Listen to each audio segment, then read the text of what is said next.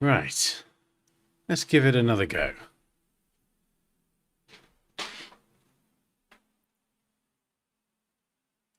We'll try. I've just ran a few speed tests and yeah, I think we're okay. Touch wood.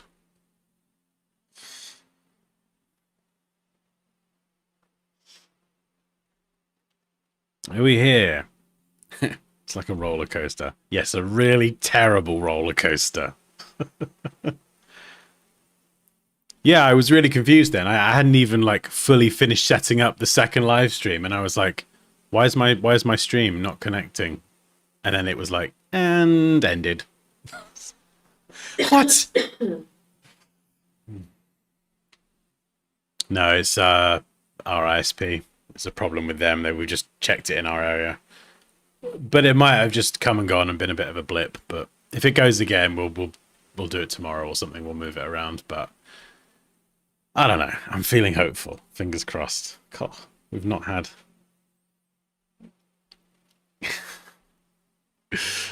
tech issues for a while. Oh, that was fun. That was so much fun.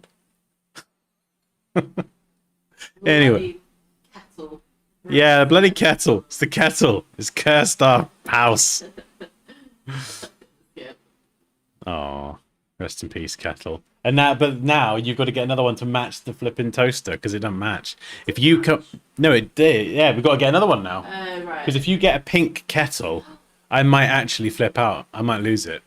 Oh, I think kettle No, no. I don't want a pink kettle.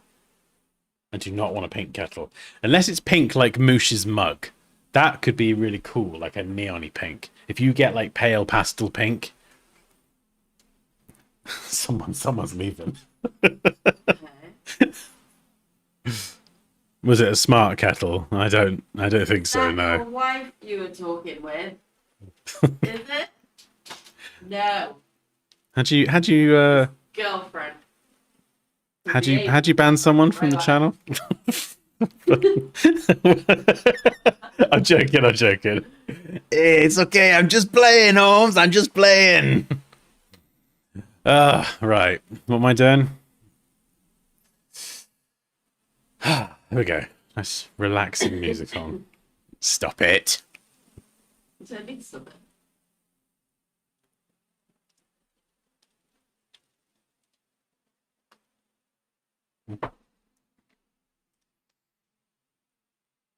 Right. Thumbnails. Yeah. The bane of my existence. So these are actually thumbnails for a couple of upcoming videos.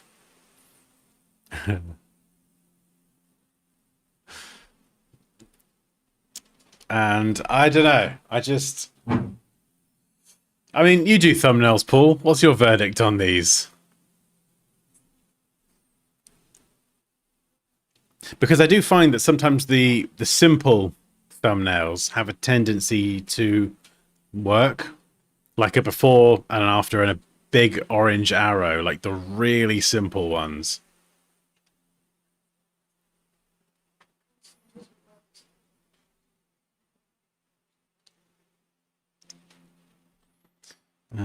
Do.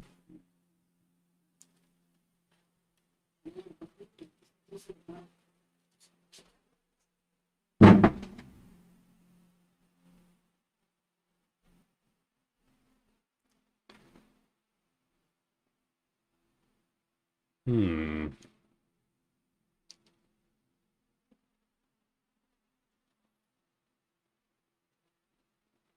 Yeah, so here's a bunch of, I think these are like some of my top performing videos. In fact, actually, hang on. Top content in the last 90 days. So let me just grab this.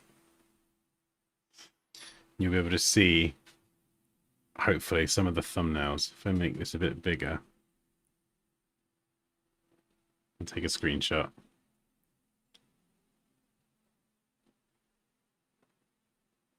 Yeah, that'll do. That'll do. And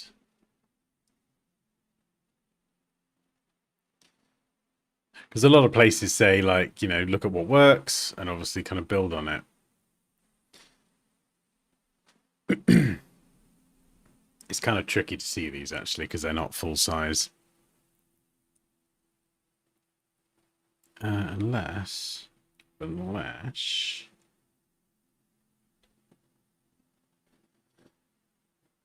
Let's try.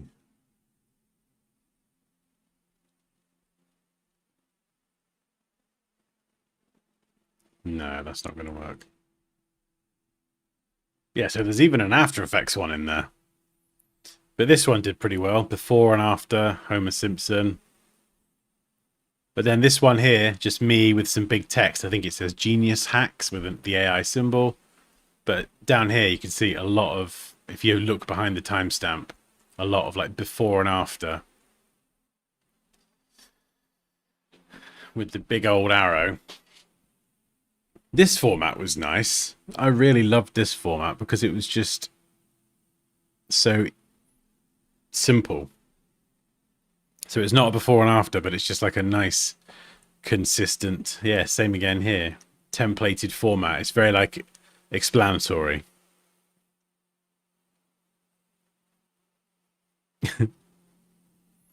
Focus on your careers, not girls, because wedding is temporary, success is permanent.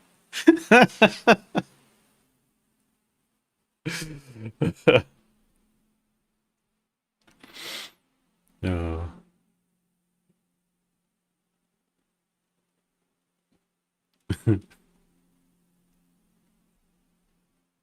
So I don't know.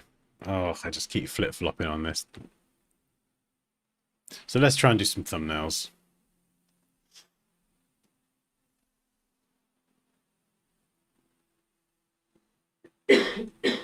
I mean, we could actually set up a template in Illustrator, seeing as this is where all the other stuff is.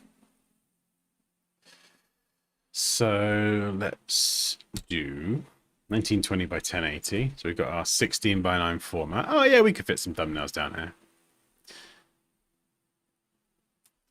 Let's try and fit some thumbnails down the bottom. I like that. Very nice. All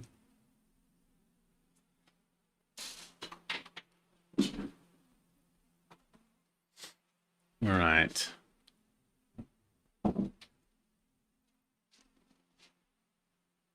Grab the text.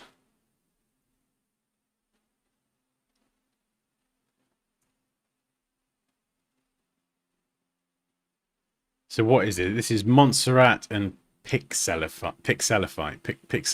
That's a weird name to say. Pixelify. That's horrible to say.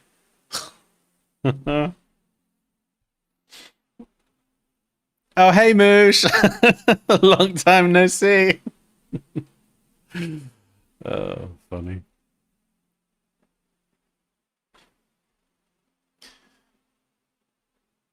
Right.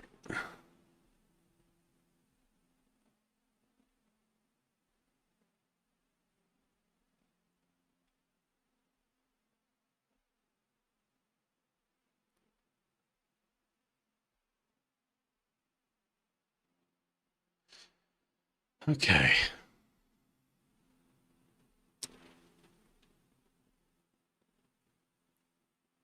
Right, let's get some sort of icon in here.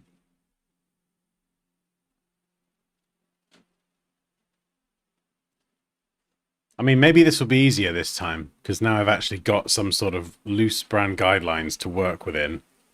So maybe defining a style is going to be a lot easier. Yeah, we could do that. The pixel font's not the easiest to read at a small size. I think it depends on the words. So I might be able to get away with it. We might need to lean more into Montserrat. Montserrat. What have we got there? So that's going to be our thingy-mabob. Secondary font is Inter.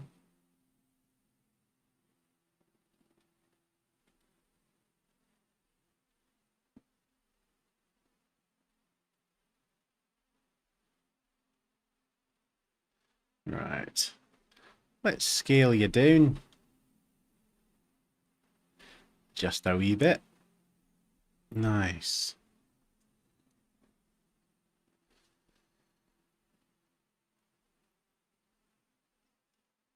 Okay, so I mean, maybe we ditch the arrow altogether. Or actually, maybe because I've got the current arrow, maybe actually, where was it? Oh, where have I put it? Yeah, there was like a tooltip thing we did. So I wonder if we'd actually do a new arrow in this style.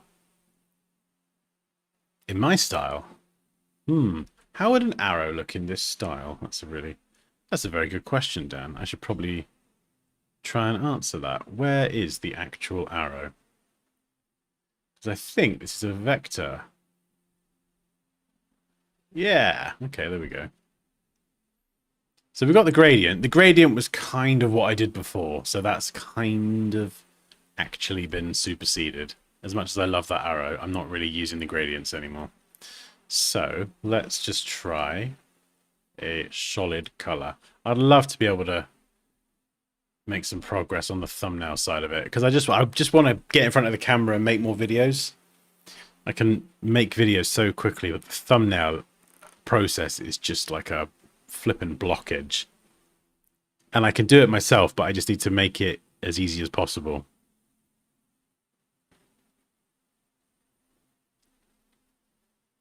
Yeah, it's making templates, but having the flexibility that they don't look too repetitive.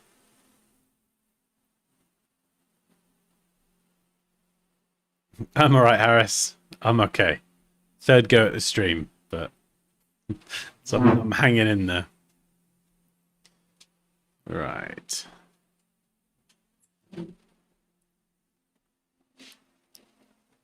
Let's get that going. So we're using the colors. So this is like I need to come up with it. I need to actually name these colors so I can refer to them by name. So let's start playing around with this arrow and try and get that to fit with everything that's been defined so far. So we could have it like that. We could add a stroke.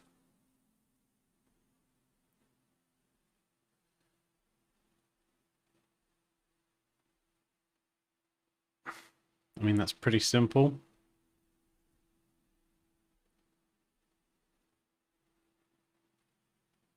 See, that's consistent, but it doesn't really stand out enough because I feel like the contrast is quite important for the thumbnail. So I need to have one design that's going to be like visual. So there's a thing. There's our before. There's our after. It doesn't leave an awful lot of space though. That is the downside. But that's the before and the after. And then but then where do you put the app icon? Or do you just ditch the arrow and have that there? And the before and after is obvious. I don't know if it is or if it needs to have an arrow to be like fully kind of just, spell it out. Yeah, so I'm probably going to lean more into Illustrator, to be honest, Draco.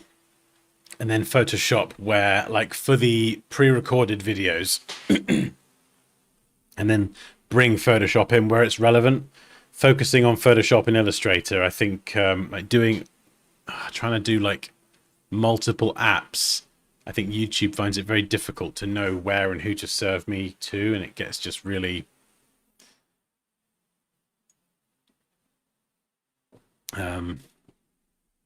confusing. So I think I'd focus probably more on the Illustrator stuff, and then where Photoshop's kind of relevant, bring that into videos.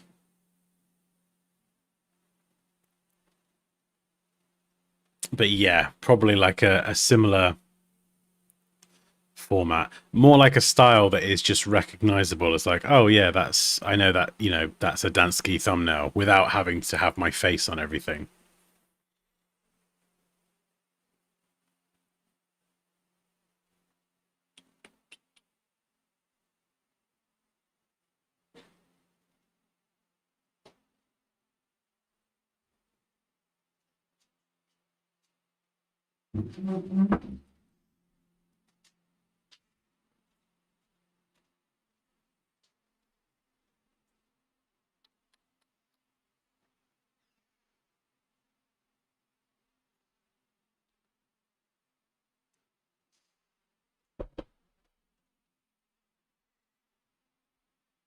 Yeah, it's hard.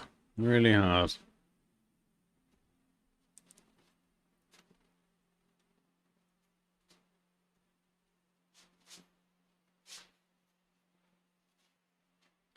I mean, what was that other format?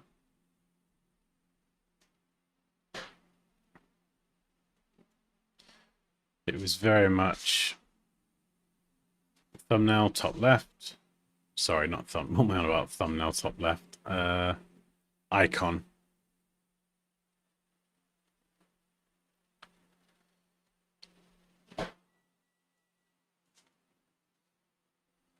And then text down here. So it kind of gives lots of space. Right, so I'm going to use this video as an example here. Stop using the pen tool for logo design in Illustrator.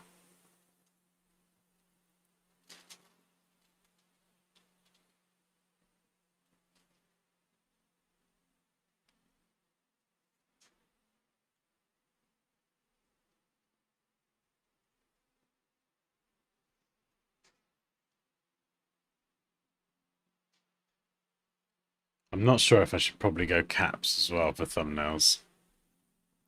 It's a heck of a lot easier to stack with caps.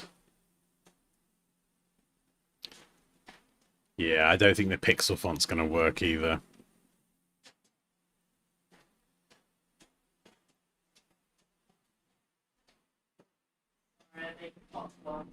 Hmm? You're making popcorn? Ooh.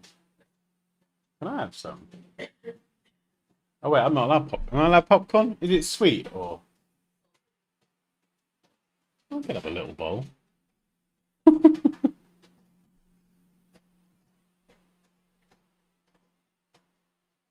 It is a thumbnail design, yeah. So this could be one format, and then you kind of have a lot of space over here to play with.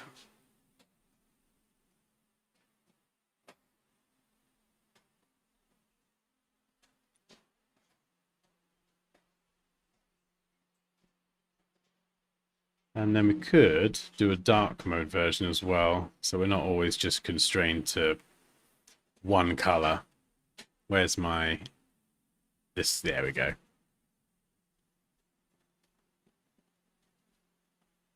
And we'll make that white.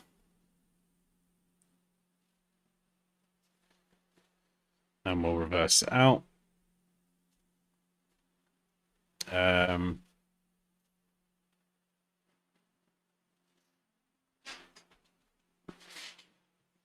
mean, there could be another format as well.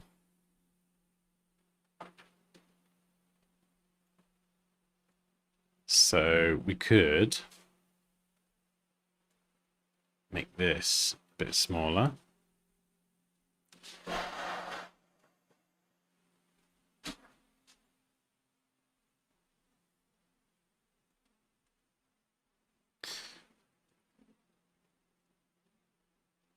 Use this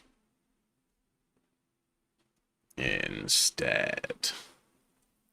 And then have a line here for some smaller copy. So a little bit more in line with what I did before.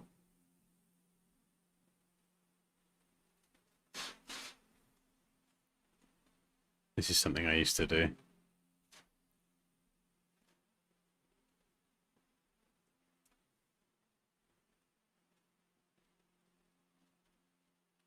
So it's just kind of like a descriptive line just to give a tiny bit more context.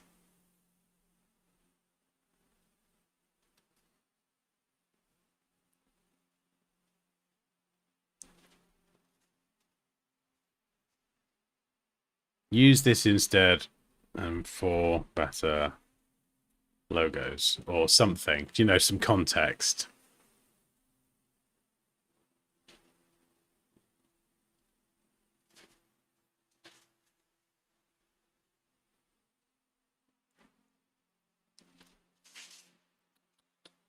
It's kind of tricky using text with the before and after, because as soon as you put this in the middle, it doesn't leave a lot of space either side.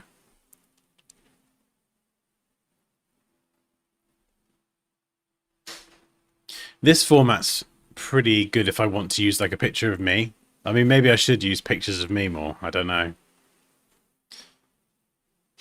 But I like to try and show the result like in the thumbnail.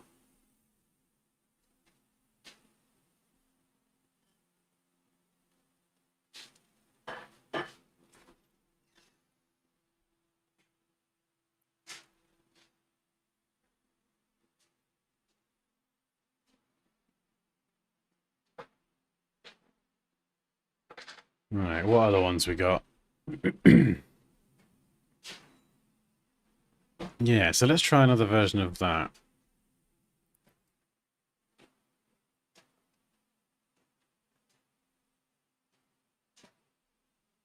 Ah, this one as well up here. Oh, it's so annoying. The video content is so easy to do in terms of just like even something like taking a design review submission and I could just open it up, make some changes, capture that on camera and talk through it. And that's, quick edit and it's ready to go. But it's just the thumbnail is like the bottleneck.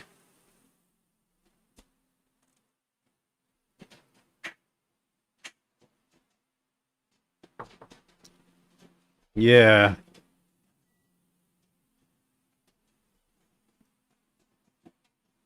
I like the pixelated orange word. All right, well, maybe I was a little bit quick to rule that out. Let's chuck it back in.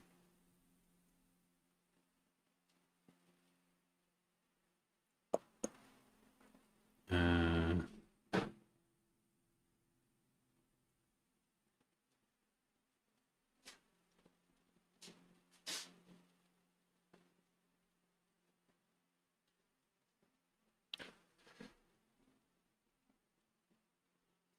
hmm.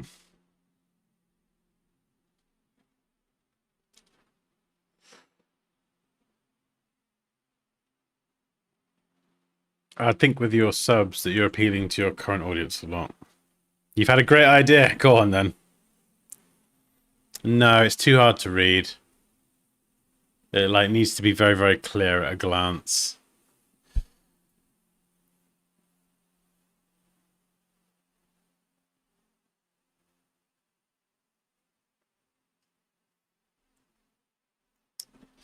I mean, where's my other screenshot? Yeah.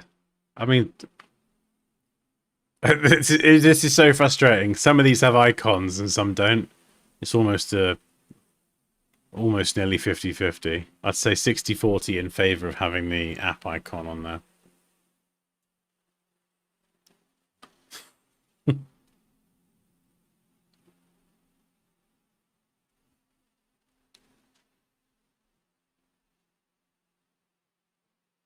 I definitely prefer the light mode for a lot of stuff.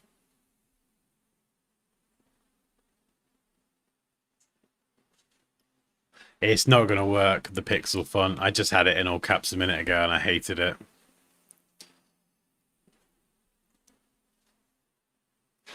And some of the letters are a bit weird.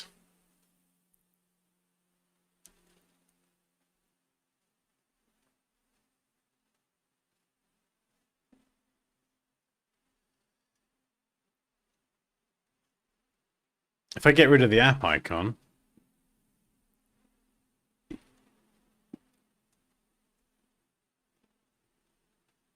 use this. Let's try.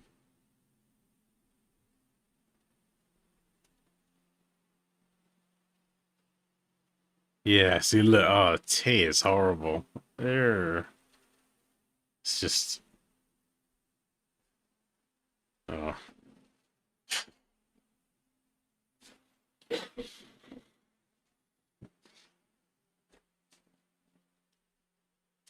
What's your grand master plan, Kerry?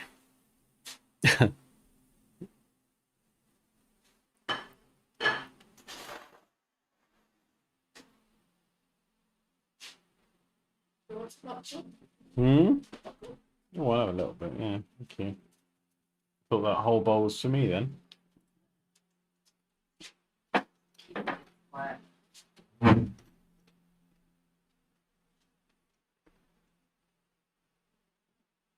It doesn't look a pickaxe, doesn't it?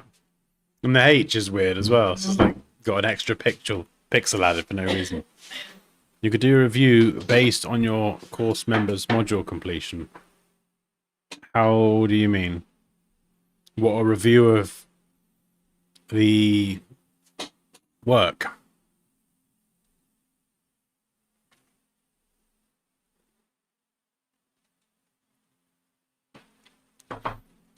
I could make my own pixel font, but it's more time.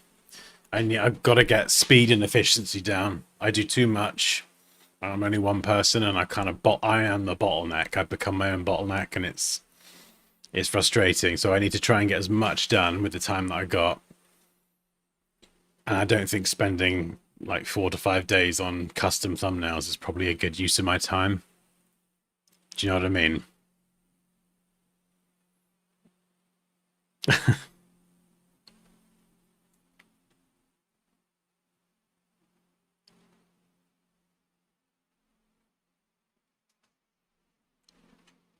No, that's very kind of you.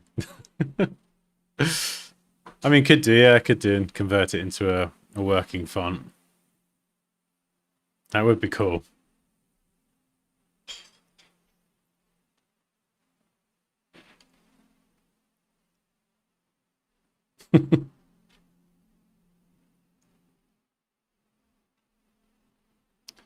Right. Where's my channel?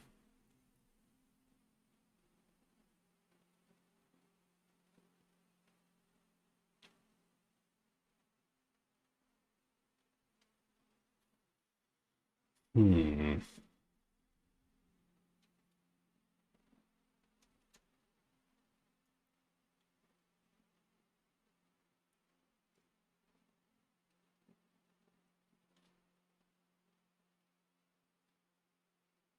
Genius hacks. Yeah, see, that was a video that did really well.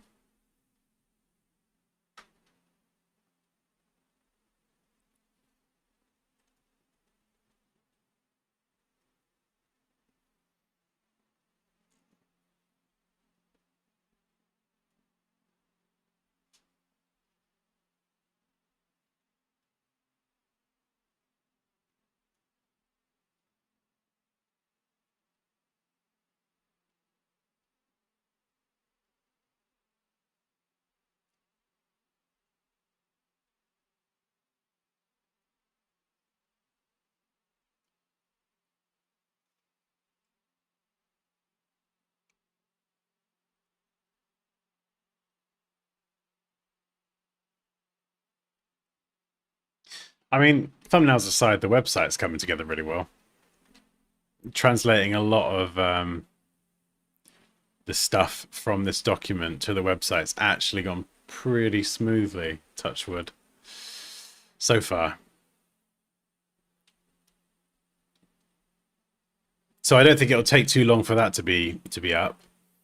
Instagram posts, I'm looking forward to doing some of them. I think they're pretty good for the styling as well. So every time I kind of do design something on a stream or a logo or whatever, I can just boom, boom, boom, drop it in the template, post it to Instagram. I think Instagram will probably be more showcasing my work and process a little bit.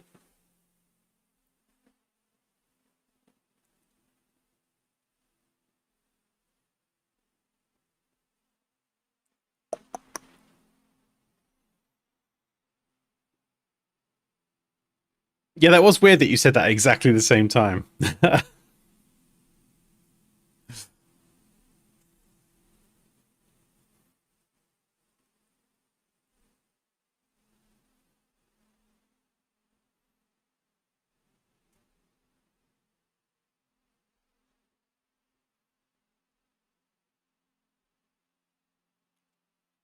Oh, I need a nice looking arrow. I need a sexy arrow.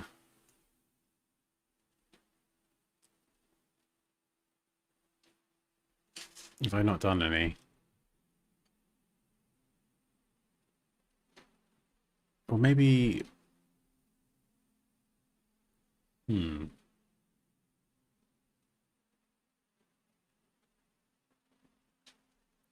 Maybe a more linear arrow. So if I wanted to do like an arrow with a slight curve, this is probably how I'd do it. Instead of using the pen tool, I'll probably do something like that. Use a rectangle. Yeah. So maybe something subtle. And then get the shape builder tool. And just trim off all the excess. So I'm just kind of left with this piece here. And then we need to just give it a... So with the pen tool, you could do this. You could go... But you run the risk of inconsistencies. Instead, grab a square, rotate it, remove a point. You've got perfect symmetry. And then we can just rotate that to match the angle.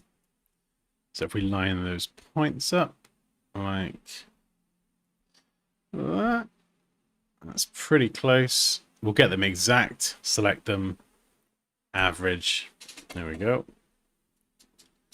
And then all I got to do is set the rotation point and do that until I kind of line it up.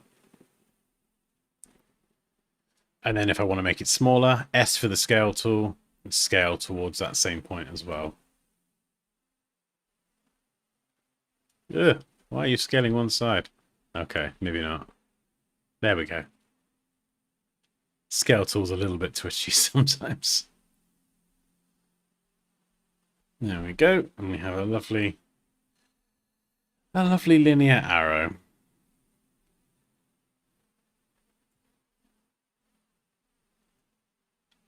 Which we could actually shrink down. And then just make the arrowhead bigger.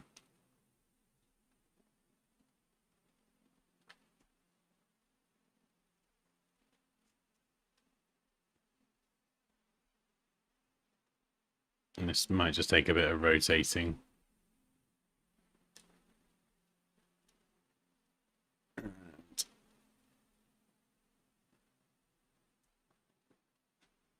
So maybe a different style of arrow altogether.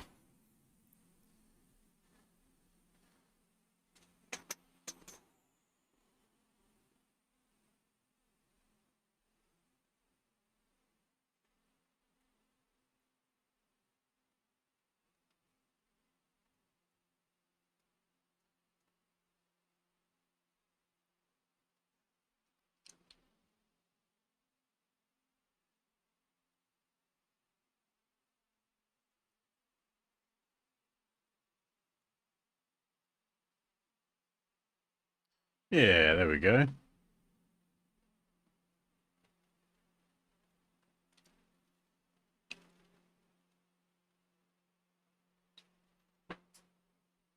So I don't know, maybe that'll do the job.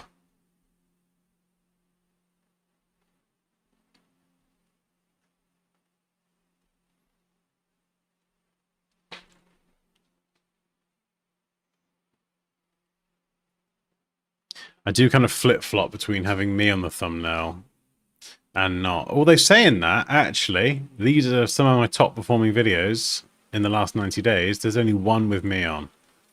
So actually, that's probably a little rubbish.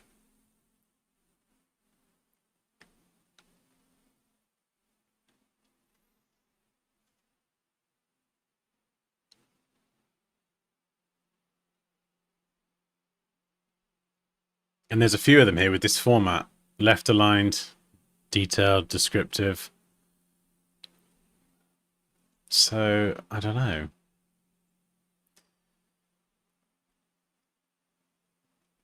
Maybe just a couple of formats is the way to go.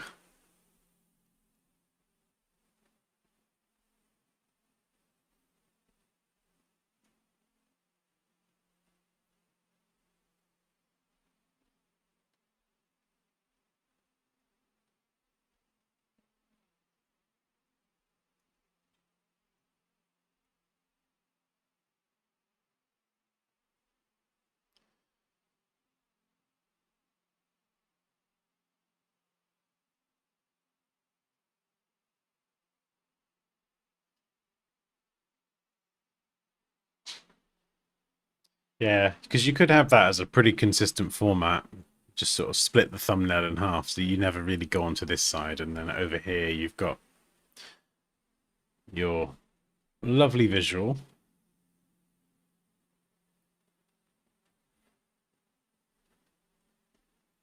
Could that arrow go on here as well? Yeah, I suppose you could do that. Or you could flip the arrow. So this arrow does have a bit of flexibility to point to things. Oh, excuse me.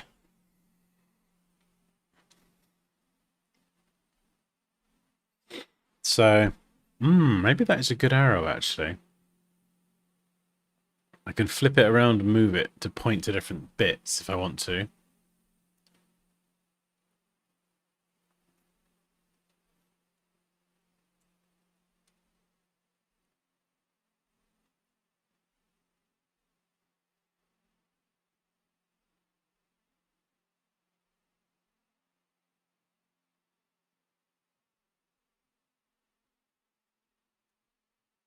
Yeah.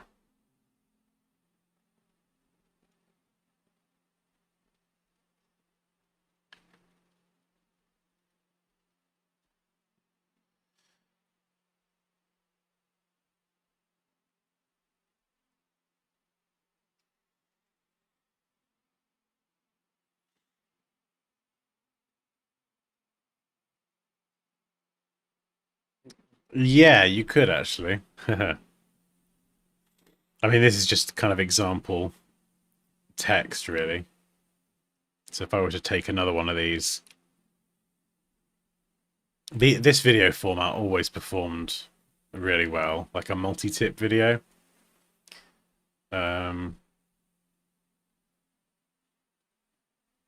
So let's just do like a giant 9.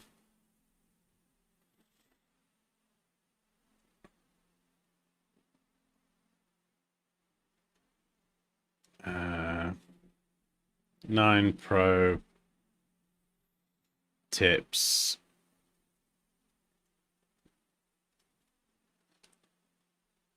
for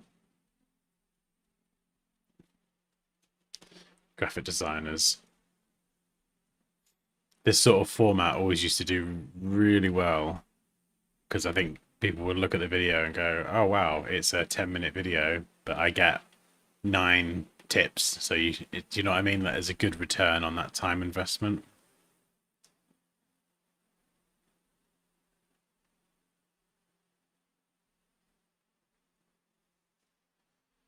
And then it's just trying to figure out something to go over here.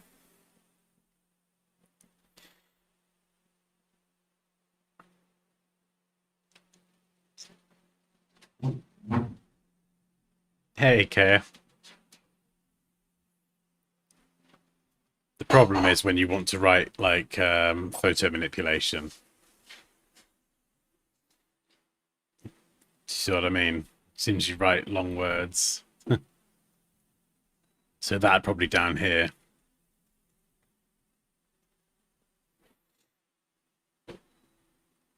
9 new features. So it does get a little bit tricky trying to put different words in and things. Yeah, I know. It's it's just I hate long words, but with like photo manipulation, it's there's only so many ways you can say it differently or shorten it. Do you know what I mean? Unless what you do with the type, I mean, this is probably going to end up being more typography related, actually. You know, you have to sort of maybe get a little bit more creative and do things like this, where you kind of stack text. You can see, like, you save a lot of space then.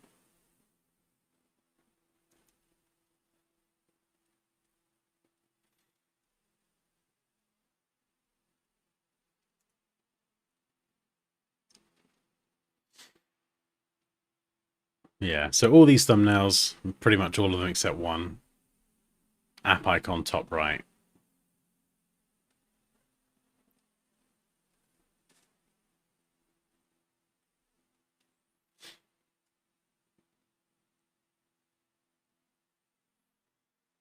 Yeah.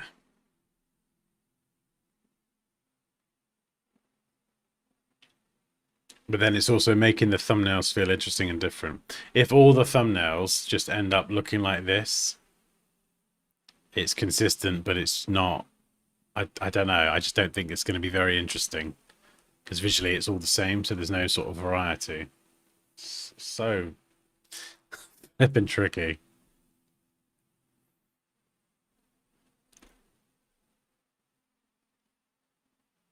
Ah, yeah. Some words are a lot longer. I used to find this with German, localizing to German, the sentences could be like twice as long as the English version, and it was just like, ah, okay. So when designing, if you are going to have those sorts of languages, you always kind of almost design for the worst and the best case scenario. And then everything between that is covered. Whereas if you kind of design something like a template with the ideal copy, it can all fall apart when it comes to actually, you know, real world use.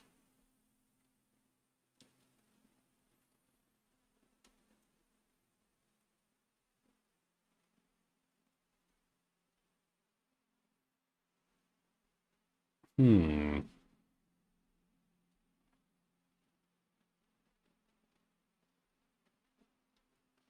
Yeah, I mean, this looks kind of cool.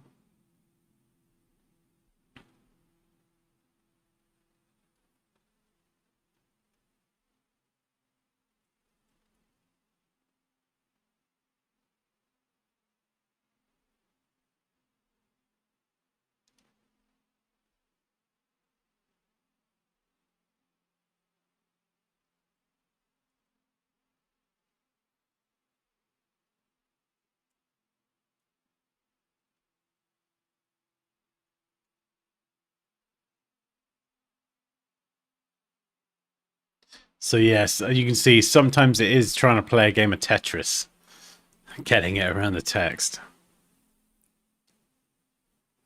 I think the orange is going to be quite important. The orange and the fonts are going to be quite important in making my thumbnails recognizable.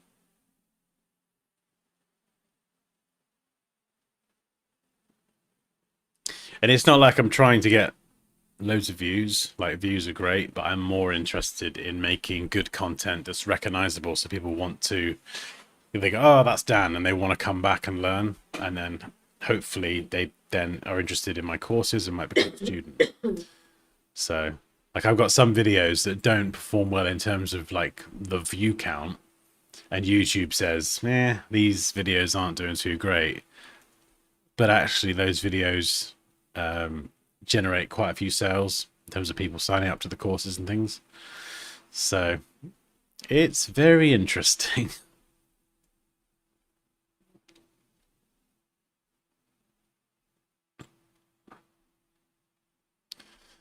Yeah, so maybe we could pepper in some of those illustrations.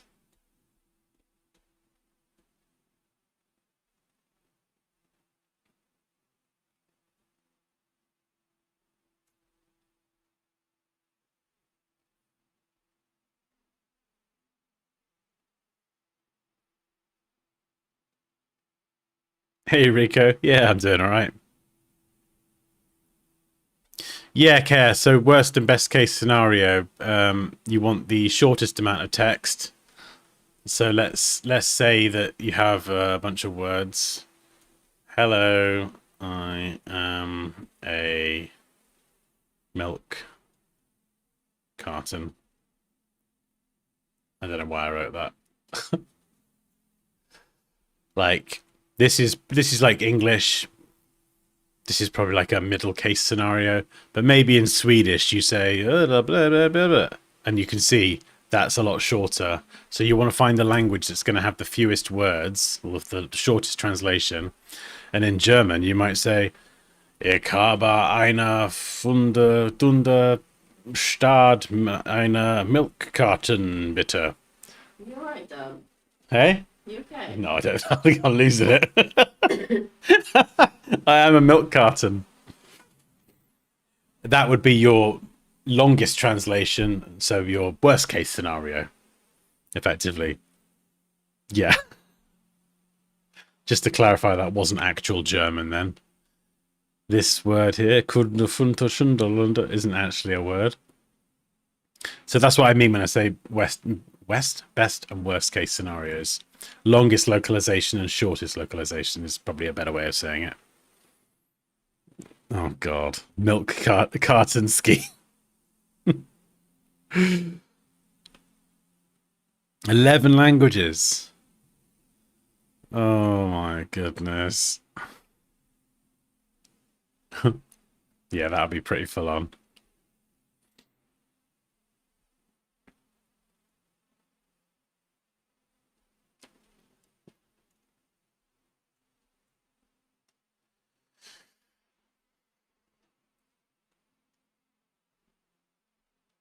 Right, what's that other thumbnail?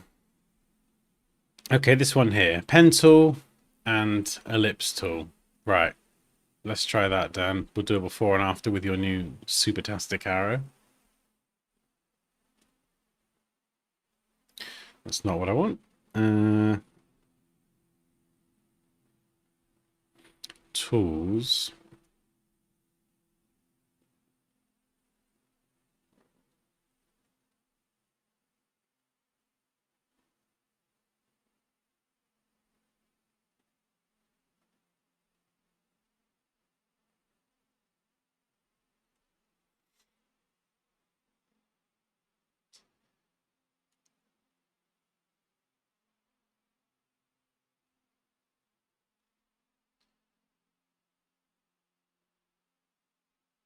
Right, pen tool, ellipse tool.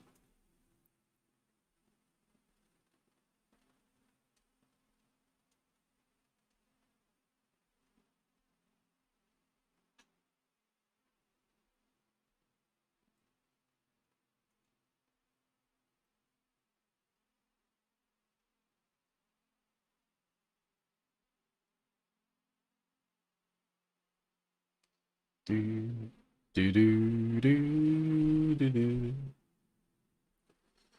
All right, let's try this.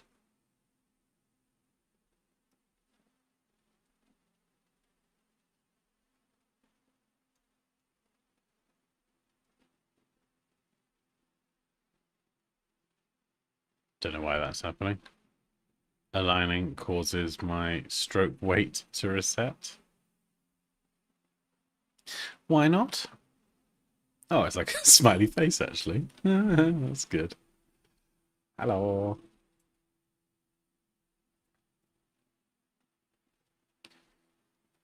Ah, oh, see, it just looks so plain. Maybe an orange arrow.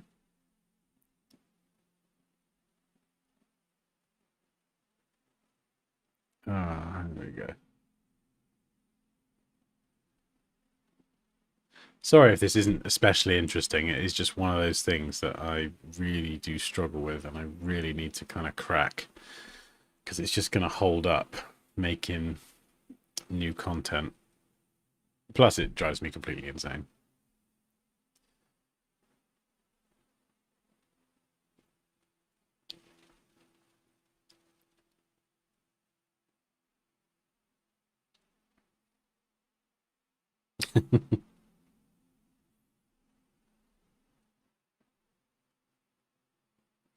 Oh, nice.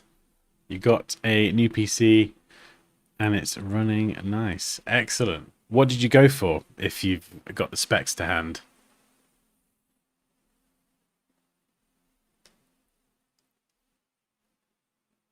Did you go Intel or AMD?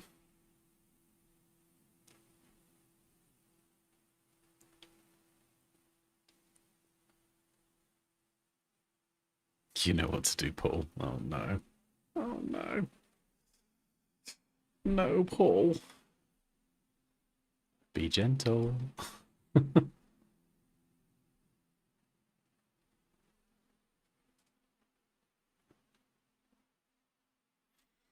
Or actually, if I wanted to do before and after, I've got my little palette here of, I think that's white, yeah. So we've got this next color in. Let's grabby. Let's grabby. And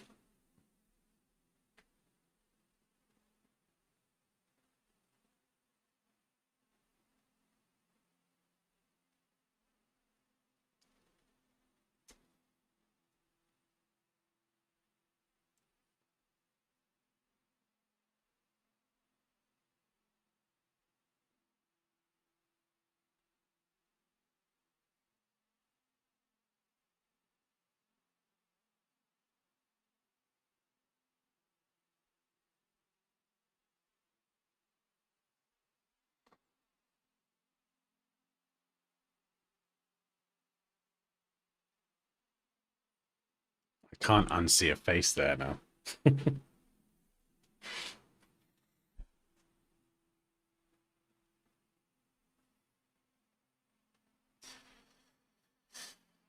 Yeah, so maybe something like that.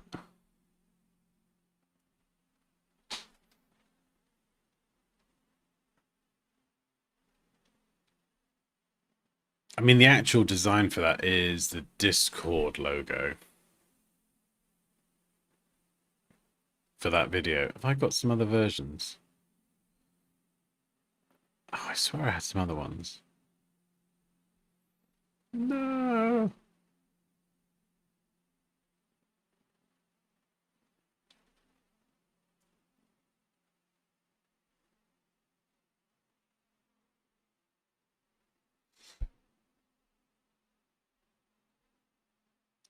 Hmm.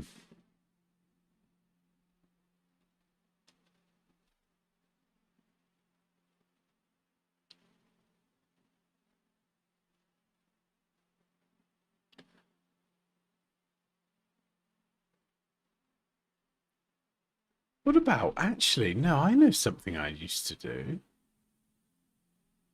I know something I used to do that might make things a bit easier. I think I actually took the app icon out and I had it written.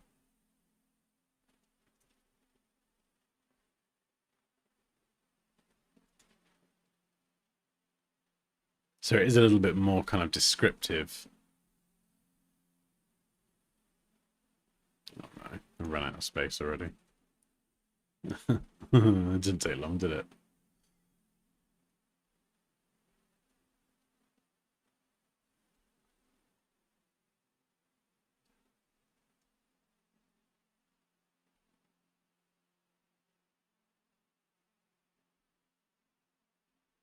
Or you just drop it off entirely and keep it more in the video title, you know? And over time, I think maybe people just kind of get used to associating you more with Illustrator rather than just trying to do everything. God, it's bloody hard. It's flipping hard.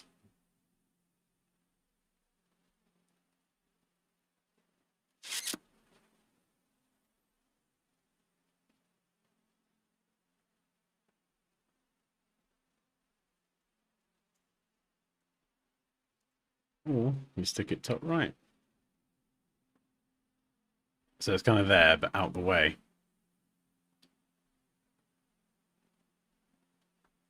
And then you have all this space over here for text.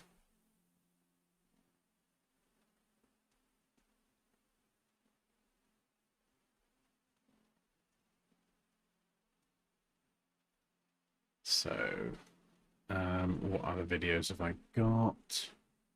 Oh, this one, the flipping spiral tool. See, this is a cool video, but it's the thumbnail. I did so many versions.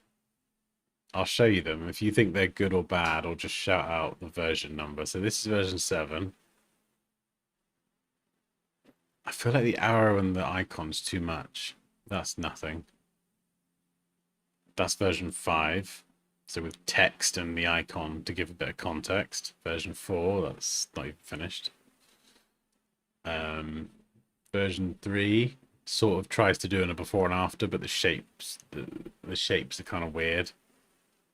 Version 2, just loads of illustrations of what you can do with the spiral tool and the icon, and then version 1 that is just literally just a sea of illustration. I spent way too long on this. Such a headache. Such a headache. Send help. But that'd be a good one to work on, actually. So if I grab the illustration.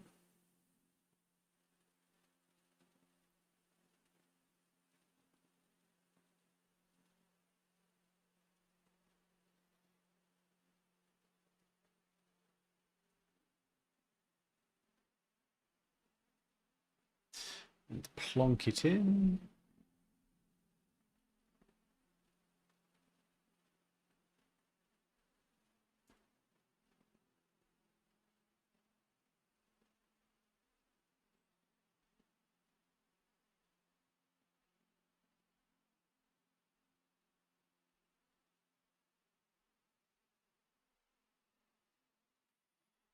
Two or five.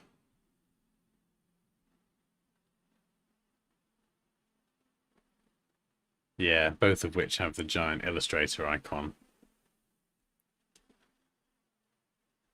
What have you got?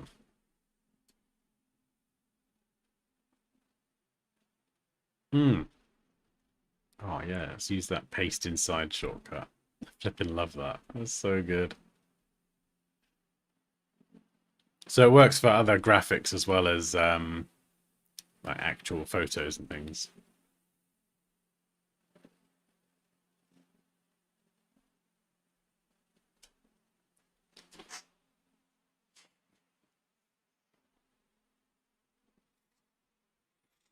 Yeah.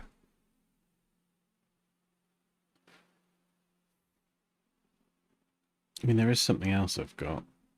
I downloaded this the other day.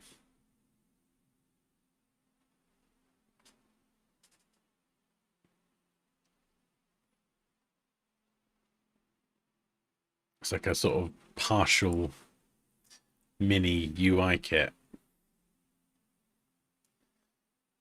that could be helpful. So if I wanted to do something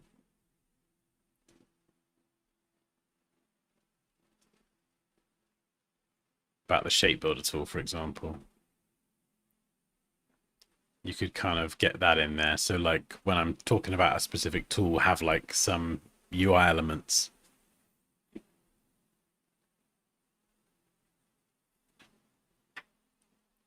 And this arrow here, I mean, maybe that would have to be orange to stand out. So then you could kind of flip it and then use it to point to different bits.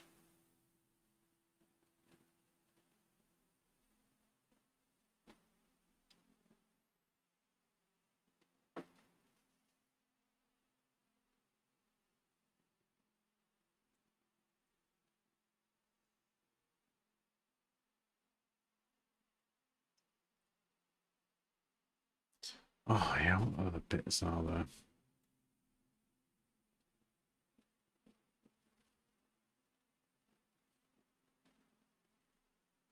Where's the Discord? I'm going to find the Discord logo, actually.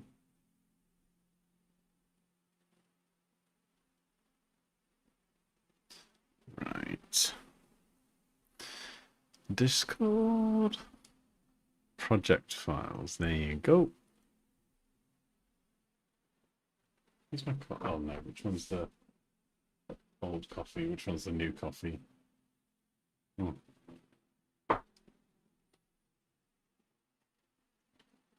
Yeah, so this is another upcoming video. and it's creating the Discord logo with just the ellipse tool. It's really cool, actually. So that's the idea behind, you know, don't use the pen tool, use the ellipse tool. It's not clickbaity. It is literally like a really, really useful technique.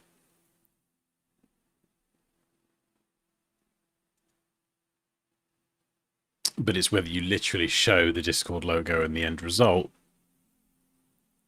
or show more and tease the tool that you should use and shouldn't use.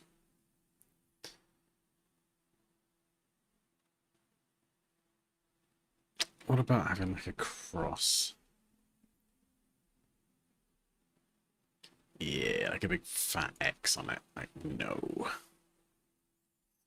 Do not do this. Yeah, that could work, actually.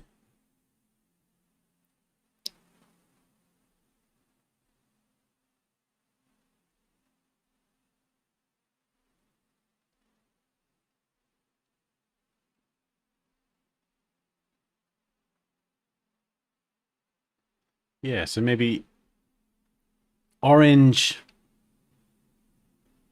linear UI elements. So crosses, arrows. What about another before and after? It could be, just drag you down. So we could do the cross still, but do like a tick as well, or a little check, but maybe chuck it inside a box.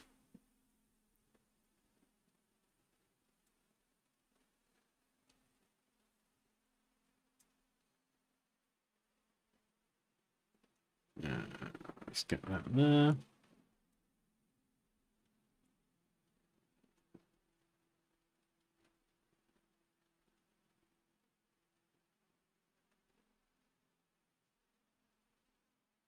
Yeah, so a little check. This is good. This is bad. So there's one there. And then if we move this over, what would that be? Would that be in the same orange? Hey, Casper.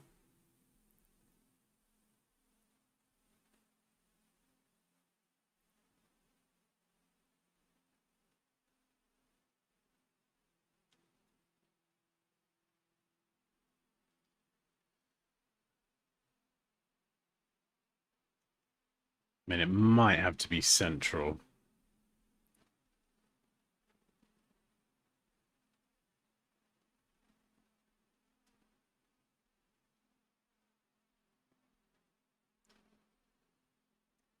But yeah, do you see what I mean? So just another way of showing this good, this bad.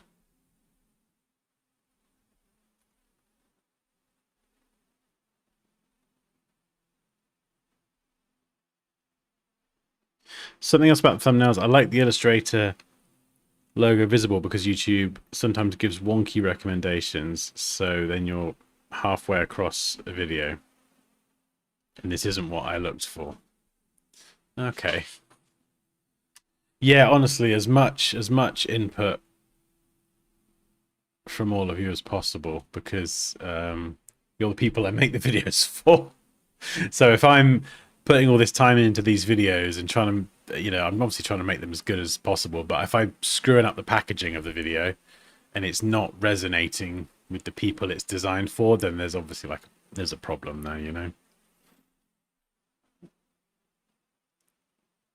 Oh, nice. Ooh, 32 gigs of RAM. Delicious. Having the logo visible gives another check that it's indeed the thing I wanted. Okay, cool. So if you saw that, when you say having the logo visible, if you saw this, Kea, even though it's black and white, my own version of the AI logo, would you still look at that and go, oh yeah, Adobe Illustrator?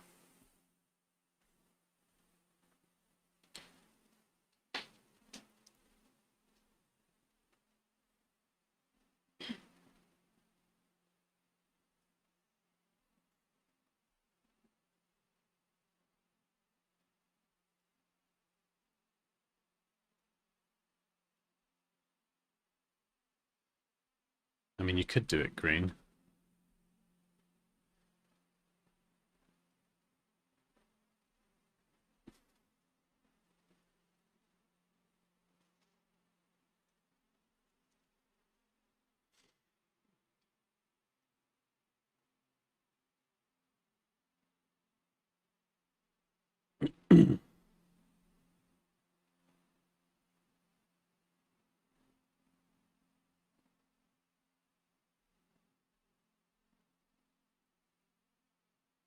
It's recognizable. Okay.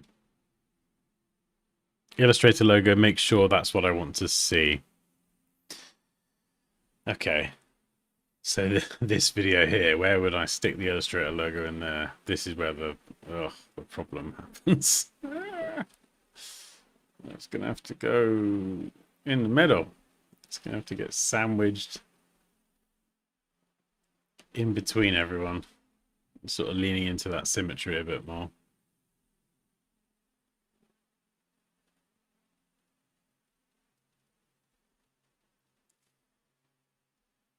And you could always get rid of the half and half thing. Like, it doesn't have to be half and half. It just, having that light color just sort of subtly helps reinforce the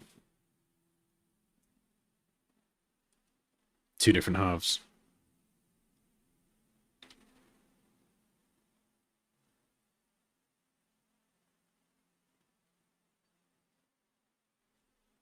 Or you could just make the whole AI logo orange.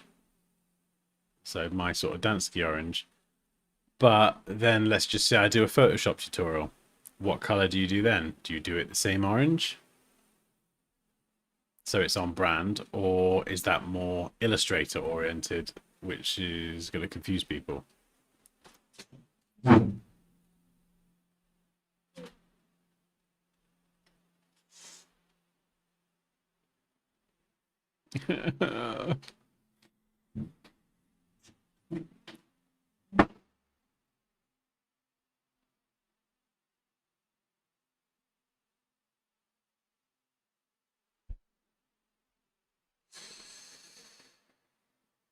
Even the addition of a small logo.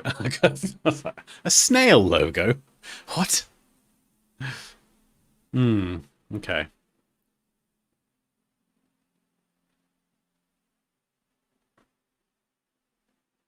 Yeah, I suppose if it's really small, there's no reason not to include it, is there?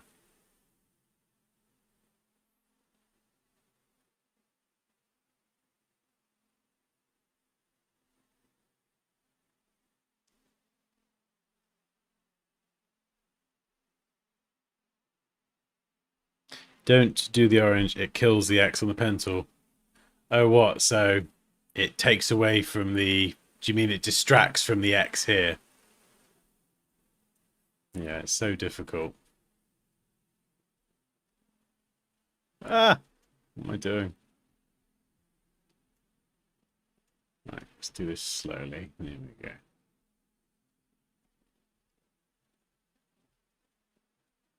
Yeah, so maybe it's the sort of thing, it needs to be on there, but it doesn't need to have any sort of prominence or attention. It's not the focus. It's an extra little nod. It will say Illustrator in the title as well.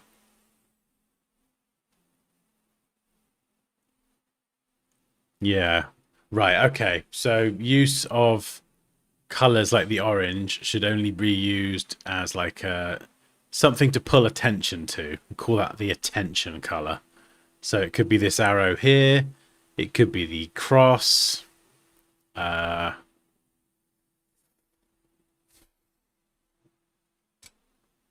fact, let's just grab this and I can have this AI logo at the same size every thumbnail. See, even sort of nailing this down would be so easy. I'm fed up of thinking what logo to use and where to put it, and it's just, oh god, it's such a waste of time. So hard. It's hard for my brain.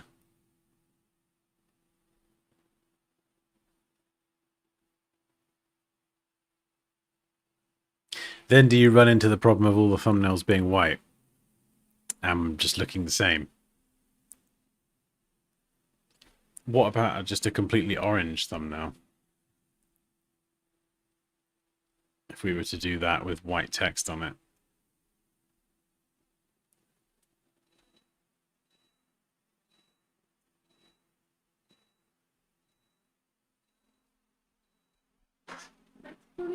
Donnie the dishwasher. Uh,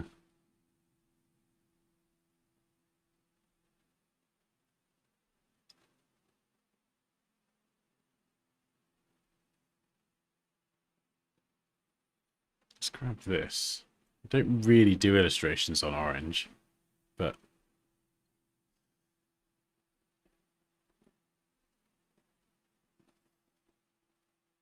I mean, I think sometimes if the design is interesting, in fact, what I should do really, no, I should grab a course design.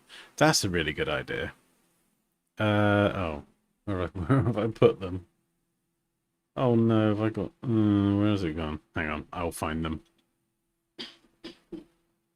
Because in the courses, there's lots of really cool designs. But if I were to pretend that one of them was for a video.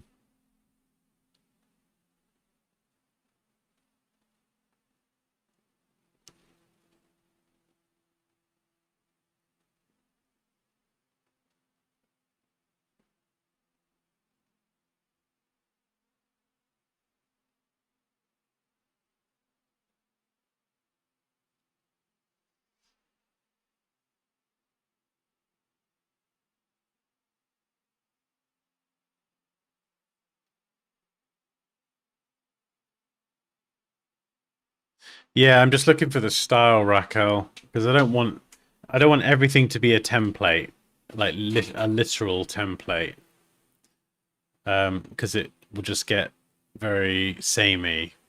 But I want like a design system that's got the flexibility to be recognizable, consistent, and creative. That's kind of what I need. Does that make sense? So is the orange more of an accent than a primary brand color? Let's going back and forth doing our branding. Because you don't want to dilute the brand. The orange is effectively an accent color anyway. For CTAs, highlighting keywords in pixel fonts.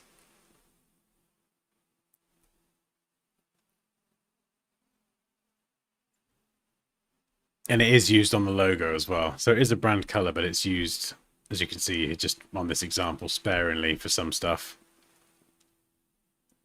So this would be a slightly more odd use of it, I suppose. But I'm just seeing if it works. But here I'm just using it to draw I guess you could call it in a drawing attention color. Whether it's a CTA or an arrow, it's kind of like a, hey, look at this. This is the thing I want you to look at. Like 9 tips. This thing, not that thing. It does make sense. Okay, good.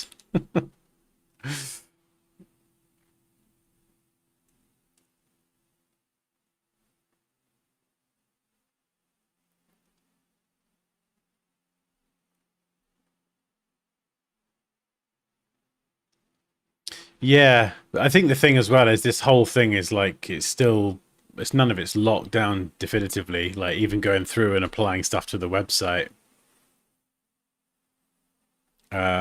What did I do yesterday? I went through one of the sales pages, and I'll show you actually. It's the course template, and the whole thing just felt very, very, let's just say black and white for simplicity's sake.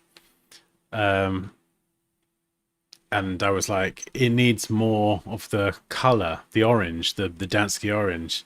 So then I went through and made all the titles that color, and it not only helped to break up some of the content and clearly define the sections, but it just got some more of that cool orange in there, you know, rather than everything just being totally black and white, which I think was a good change.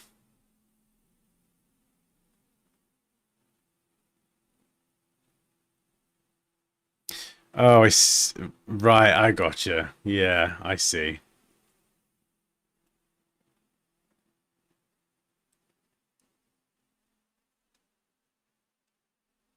Kind of a primary accent color. You love the orange. Yeah, I think with the logo as well. The logo was up until I think the other day when we changed it. That was again just black, and there's just no identity there. Even the pixel font is just whoops. It's just unique. Whereas before it was just a sans serif font. The whole thing was just so generic, and it feels like slowly but surely there's like this actual visual identity being carved out that is unique. And if it stays like that, I've got no idea. It might change and evolve over time, and maybe this whole document will look a lot different in a year's time. But at least it's you have a starting point and something to work towards. So there's the website, certificate design. If I do any new versions for the course boxes, the thumbnails, these are like real world things that I need to actually apply all this to. And to be honest, I just want to kind of get it done now. I want to get it locked down so I can just get on with actually doing stuff and using it. But my brain is like very hyper consistent template, very, what's the word, like formulaic. And I really struggle with trying to find that balance between template and having enough flexibility where I can still be creative. Because I actually do enjoy designing thumbnails. What gives me the headache is just trying to design them in a way where they look consistent and recognizable, but knowing where the creative bounds are, I find it so difficult. Hey, Elect. Text on whatever text is on the dark background is really hard to see. This one here. Oh, thanks, Smoosh. I think it's all getting there. It's all getting there. I just don't want it to get stuck in designer hell where it never really moves. And 3 months later, I'm still working on it, Coin Maverick. Hey, Dansky. Hello.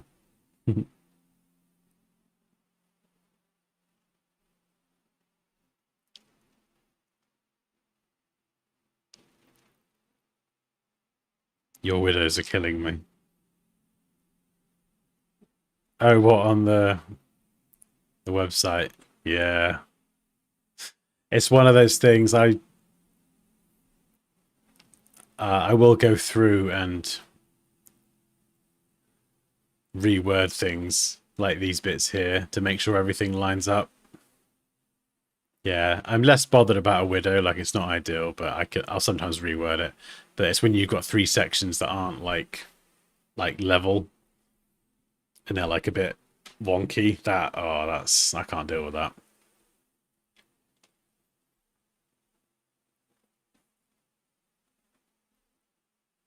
Do you know what I need? I need to find a YouTube channel that's got a similar thumbnail design. Very white, light.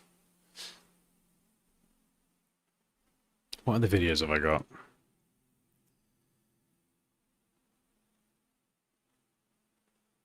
Yeah, oh, that's very kind of you.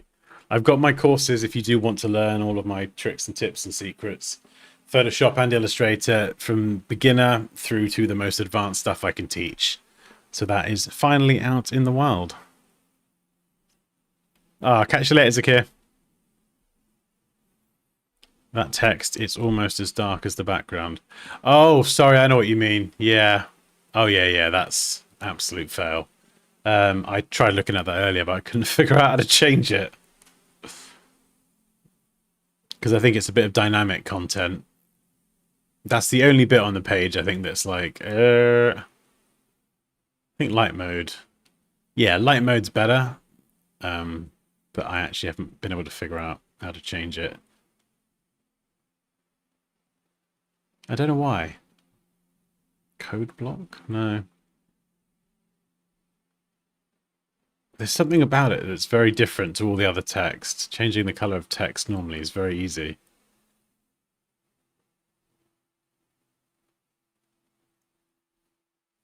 Not sure.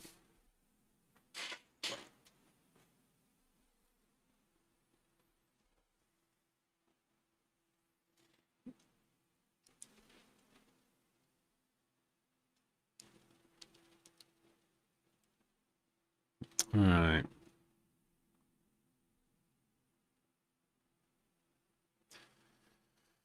Uh, right. So this is the stuff from the Illustrator masterclass. So if I were to grab one of these as an example and just pretend it's a lesson, maybe something with color.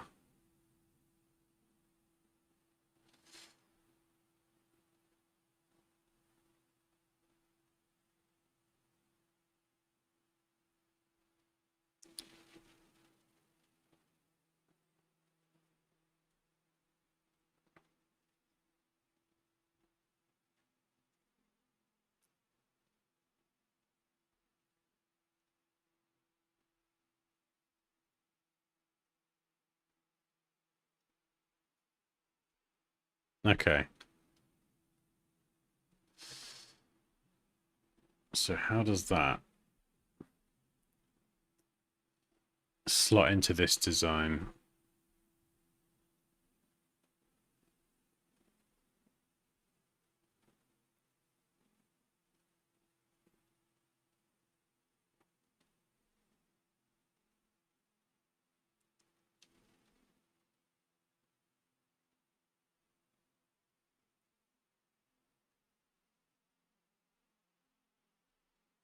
Yeah, because then when you introduce other colors from actual designs, it just adds another layer of complexity.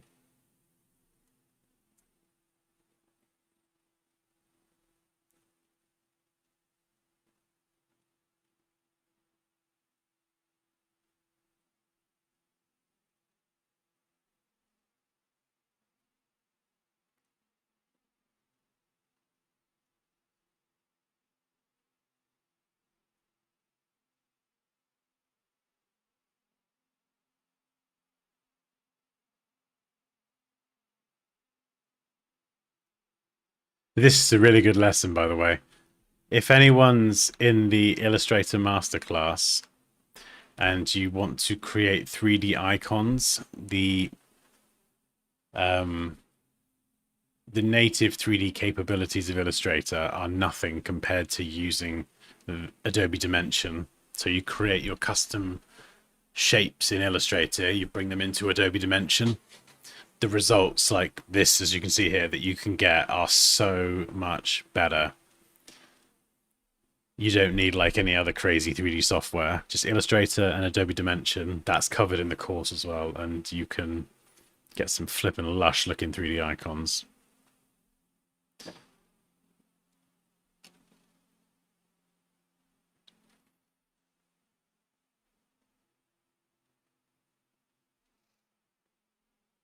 Oh, awesome, Marina.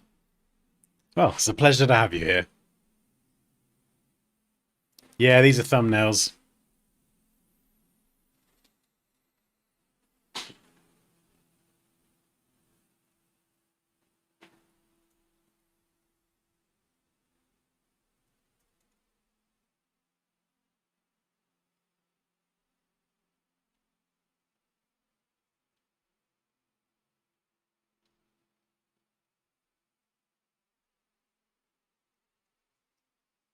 Right. I've got some other before and afters that I could use actually.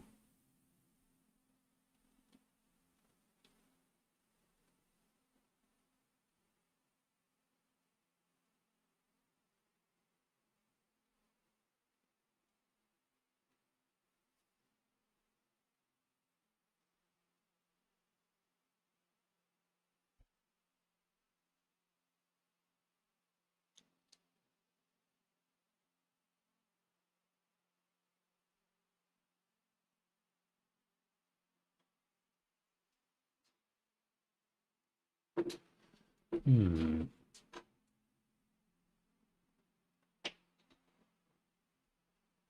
Let's try this one.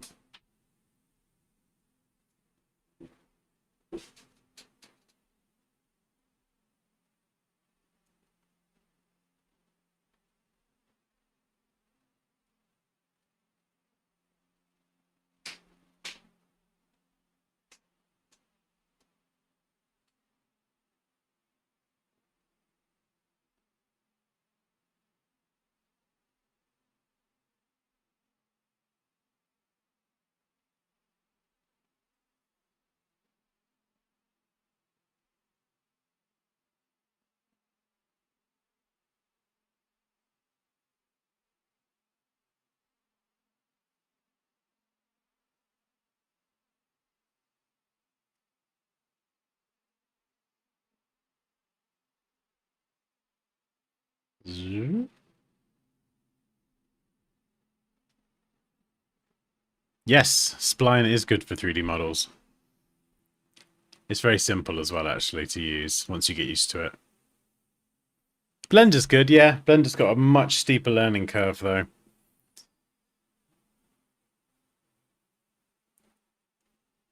And to get things looking simple and clean like this, for example, if you like that sort of 3D icon style, Spline's a heck of a lot easier than Blender.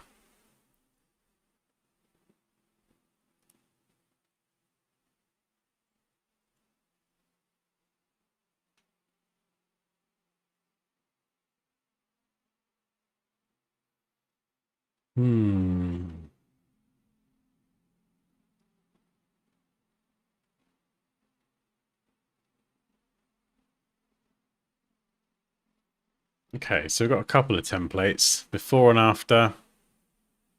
Orange accent. I mean, I could even make a little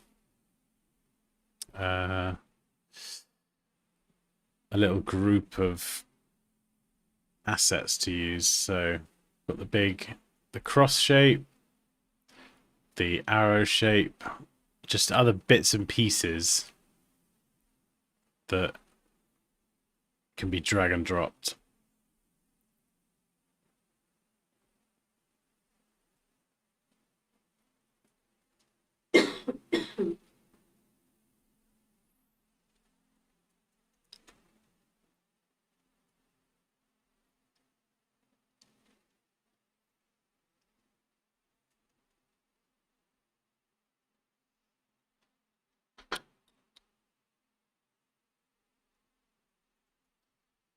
Custom type design.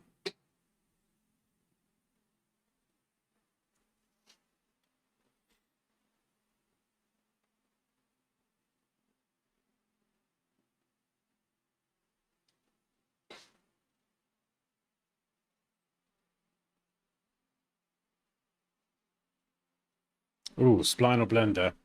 Depends on the use case. If I'm creating like a 3D product mockup and I want full 3D control, advanced stuff, Blender. If I want simple 3D icons, Spline. You can do a lot with Spline, but I use it mostly for kind of in the same way I use Blender, actually. A lot of the time it's to like accompany what I'm doing. So if I just open up Blender, this is something I just did for the courses. I wanted to get some artwork, and you can download pre-made mock-ups and things, but I wanted to make my own mock-up as a 3D model, because then if I wanted to, I could animate it, make a little video out of it. So for me, it made sense to spend the time modeling it in Blender. So I've got the box art here. I can switch out the artwork for any of the courses. Does it animate? No, I don't think it's set to animate. Oh yeah, yeah, there it is. But it's not playing for some dumb reason. But yeah, it's set to spin. So you could have it spinning infinitely if you wanted.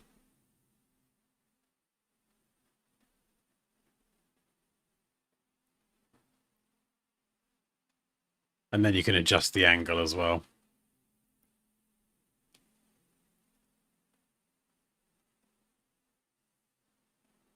I think Spline's free to get started. Yeah, I think it is.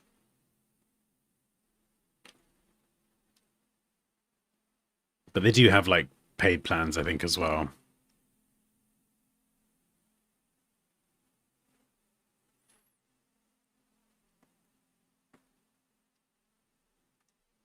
Cool. This is turned into quite the heft of work.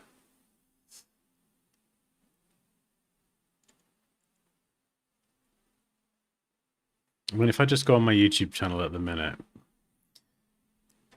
maybe you'll see what I mean, or maybe you'll think I'm overthinking it. Do you see what I mean? There's just no real consistent visual style. And I obviously watch people on YouTube. There's so many creators I follow, and I could spot their thumbnail out of a lineup. Like, it's just so obvious. Which is good, because then as you build an audience and you get more people follow you and want to watch you, they can recognize your thumbnails instantly.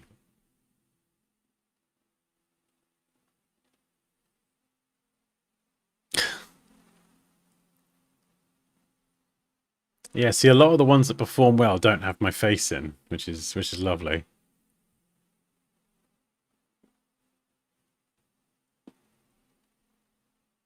Yeah, this one did alright as well. Oh, old studio. Oh.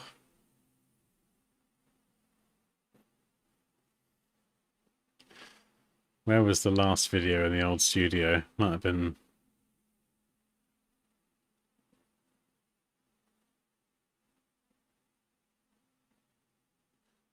Might have been that one.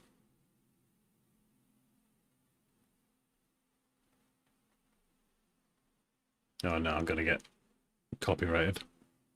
Yeah,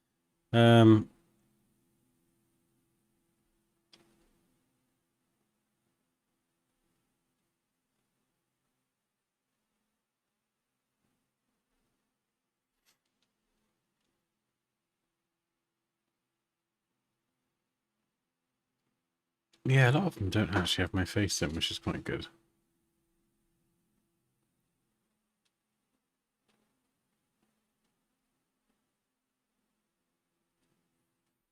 You're on the right path. Oh, thank you, Raquel. I do hope so.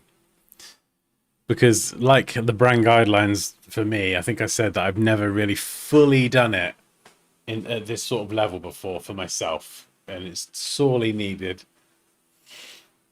And I think it's just more important than ever now. Like, it's going to underpin a lot of what I do. It's going to help me have a clearer understanding of my brand from a visual perspective, which again ties back to what I was saying earlier, in that I'm just one person. I do a lot, and I spend too much time working on things that don't really benefit me or the business much. So it's being smarter with my time. And I think if I've got a clearer understanding of visually how to design for myself, which is frustrating at times and difficult, like doing your own logo, it could be a real bloody pickle.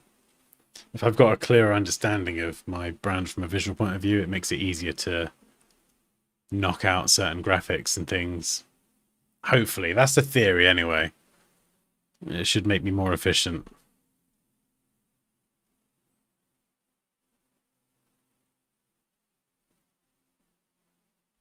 That sounds so sad. Oh, what, did I say something? What's sad?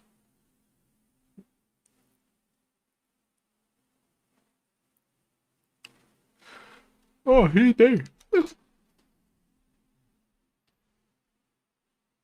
Oh, I love that paste inside feature.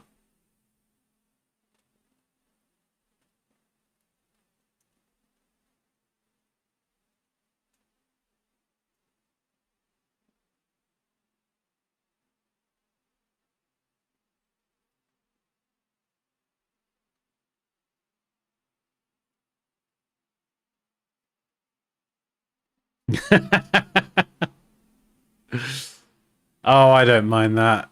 I don't mind. I don't mind not having my face in, just because if the ones with my face in do better, then I have to take photos and all that stuff. I'm very detail oriented, so when it's like a design, it's fine because I could just do what I need to do. Whereas when I have to have my face in a thumbnail, my face suddenly becomes part of the design, and I analyze the design and my face like I do any other design. So any imperfections on my face, or like what's the opposite of symmetry? Asymmetry, I guess. Anything that's just things, little things. My face is part of the design, and it's just irritating. It's so irritating. Even the fact that my ears are actually my earlobes are actually both different shapes. It drives me nuts when you look straight down at the lens of the camera. Everything is a design to me. In fact, as you were saying about Widow's Moosh, when I write a text message, I can't send a text message if it has a widow, because I don't see it as a text message. I see it as a piece of typography. So I reword my message to remove widows, which is totally stupid, really, because, you know, people on different screen sizes aren't going to see it the same way. But hey, I live in the details.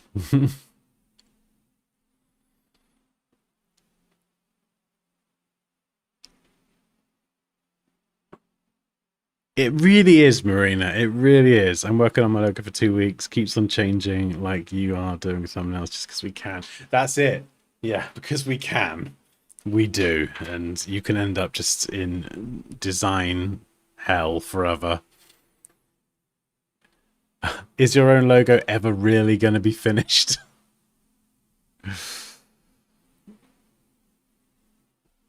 Ah, yes, I do have a beginner Blender course for free on YouTube.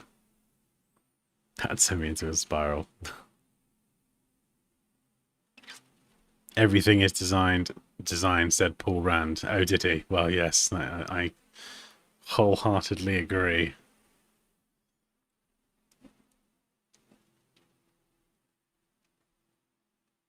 Yeah, I don't think this really fits, and I'm not a massive fan of this, but that would be my like dark mode version.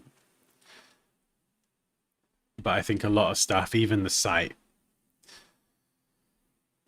just the lighter version with the orange, I feel like it still has dark mode, so you can still flip it around and to be dark mode, but I feel like this is the way that I want to go with it.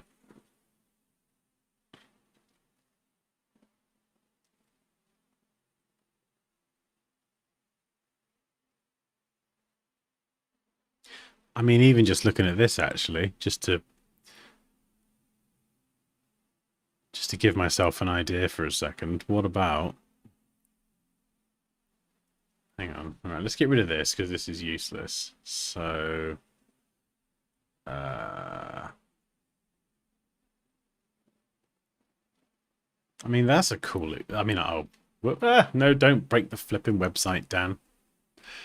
Sorry, I was going to show you the slider. These are real fun. Let's find a good one, yeah. So the before and the after. So you model the cup in Illustrator, and then you do the logo with the type here. We do the coffee bean icon separately. We then turn it into a repeating pattern, and then we Photoshop the logo and the graphics and even the corrugated card effect all onto the cup. So that's all done natively in Illustrator. And I forget which course that's in. Is that first class or master class? No, hang on. What am I in now? I should know this. Yeah, that's in first class. Oh, wow. I thought that was the master class. Yeah, no, that is the Illustrator first class. So if you like the look of that and you want to learn Illustrator from the ground up and end up doing 3D mockups and poster designs, it's that course is $99.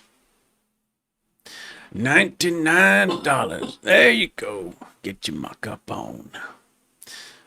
But yeah, that actually just gave me an idea.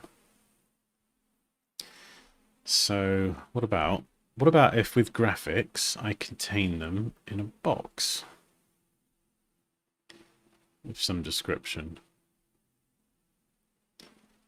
I use rounded rectangles a lot. I have my webcam when I do a video as a rounded rectangle. So we could do that. We then need the Illustrator thing. Little doodah in there.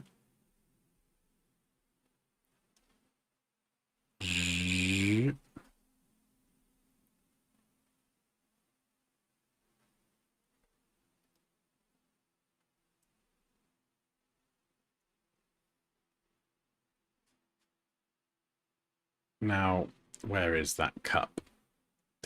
Where is the damn cup? Or even a different example. Actually, I could use this one, the trophy, because this is cool. I could have that maybe just creeping outside. It could look pretty snazzy. And right, I've got to find the bad version of that now.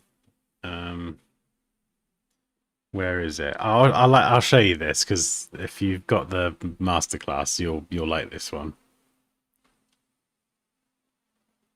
It's a really good way of just taking your icons a bit further beyond doing just 2D stuff. Right, project files. Oh my goodness, so many files. Ah, there we go.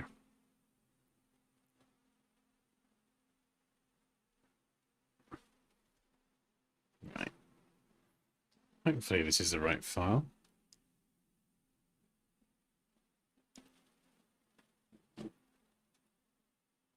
Yeah, I think it's something like this. So you start by creating like a two-dimensional flat version of it.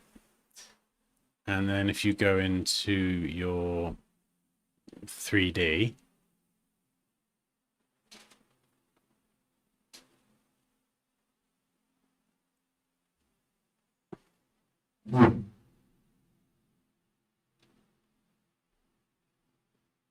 and then revolve it around not the left edge, but the right edge, you can create that.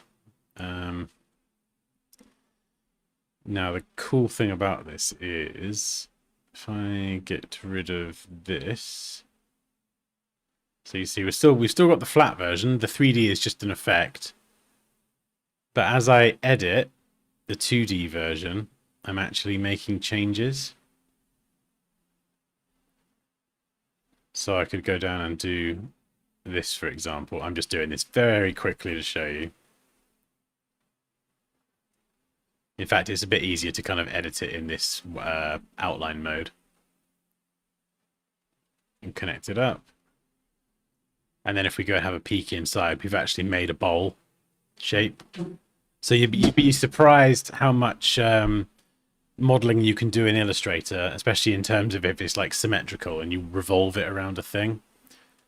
Let's say you want to make some of these bits a bit smaller or larger. So you're adjusting the 2D version, but you do get to see those changes in real time.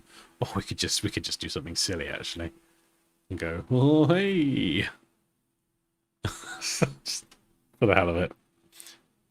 Yeah, it is. It is really satisfying. Yeah, there's all sorts of stuff you can do. You know, we could do some little ridges, little bumps. And obviously you can work with precision to get it looking a bit more product model like.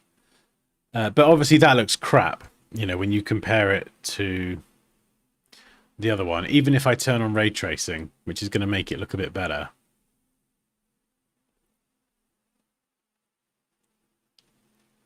As long as it doesn't completely crash everything.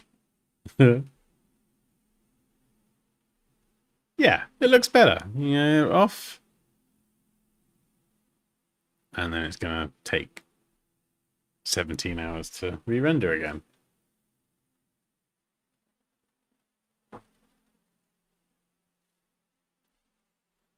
So it does look better, but it's nothing compared to this.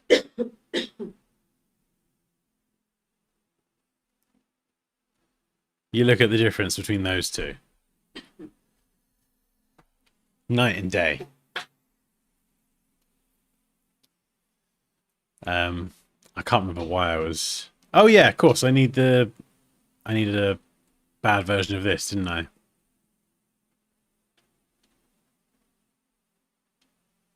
So we could always just copy this over.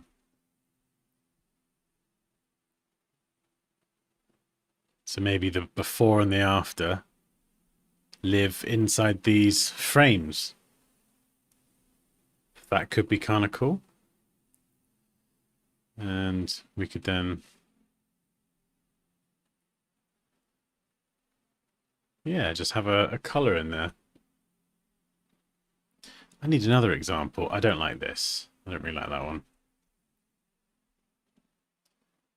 Or what was the before and after I had on the website, actually?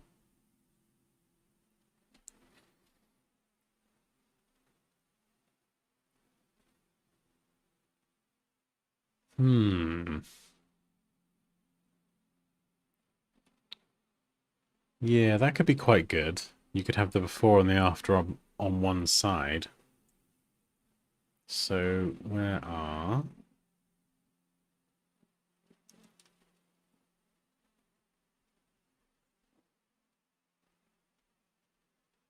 Oh, there it is. That's the one I'm looking for.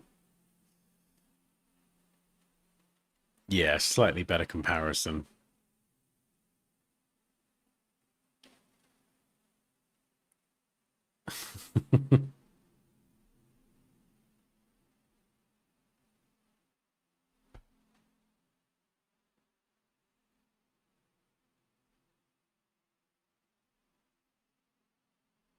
Yeah, so that's chunked up a little bit, isn't it?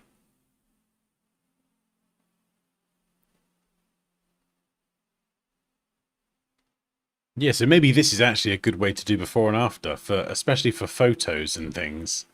That could be really cool. So, all right, let's try this. We've got the icon. Again, this is Illustrator Masterclass stuff.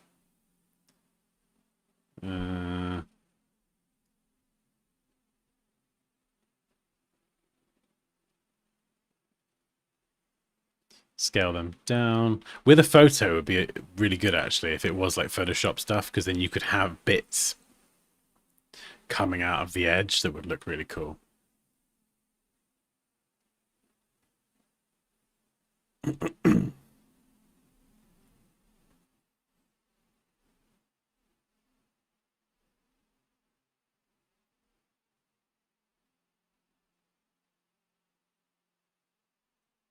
Yeah, let's get you in the middle.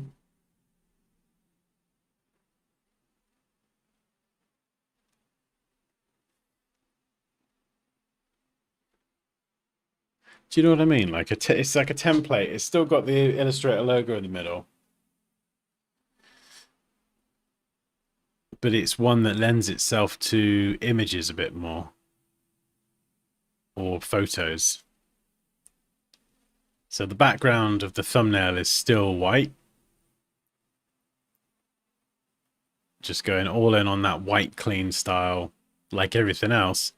But then if I need to have any color for something in the on there, I've got these rectangular containers that I can stick it in.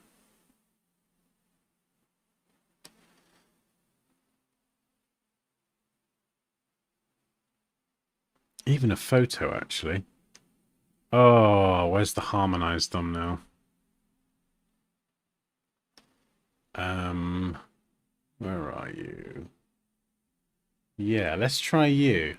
Oh, this could be so good. I'm pretty sure I got a before and after. We got Woody. Yeah, there we go. Before and after.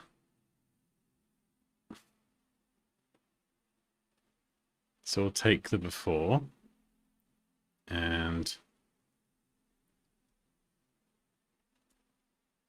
no, I've run out of space again.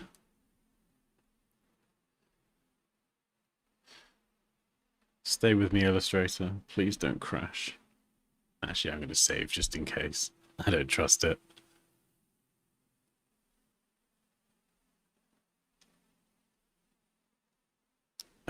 Right. We'll paste. No. Okay, I might have to save this. We'll go before.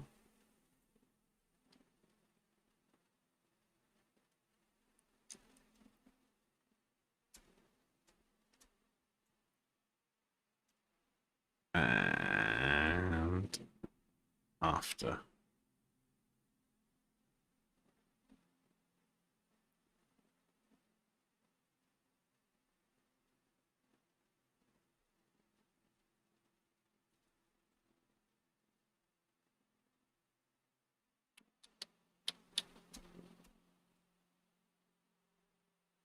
Right, let's try pasting that in. Right, before, after. To be fair, Illustrator's handling this document very well. Oh, whoops, it's pasted them both in there. No, I didn't mean that.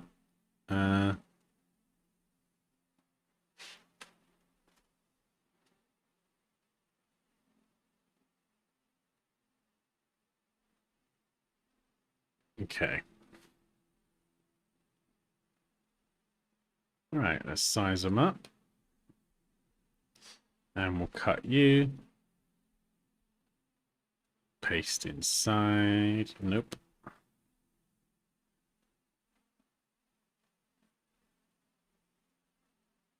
Oh, why can I not paste inside you?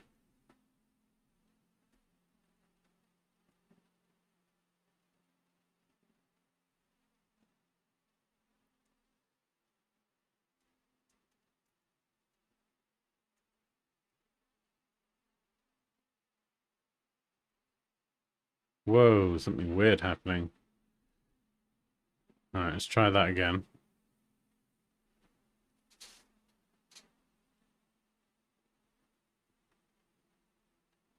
There we go.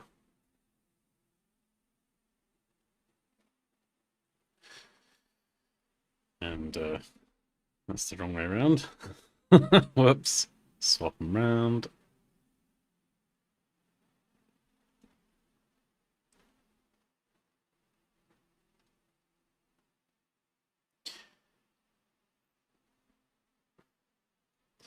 Yeah, so then it's still got the whole white thing, white light thumbnail.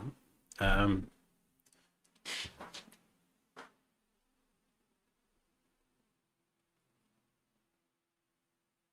God, what's Kerry doing?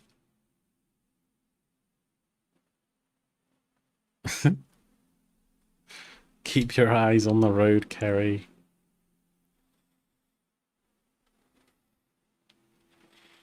Yeah, maybe something like that. Have so images can be contained in there. And then if I want to have like bits of certain images creeping out the sides, I could do that. But it's a way that I can integrate photography and imagery or Photoshop or anything really. So I'm not locked into just having that linear icon style. I can actually add any sort of imagery, but my thumbnails are still predominantly white and light.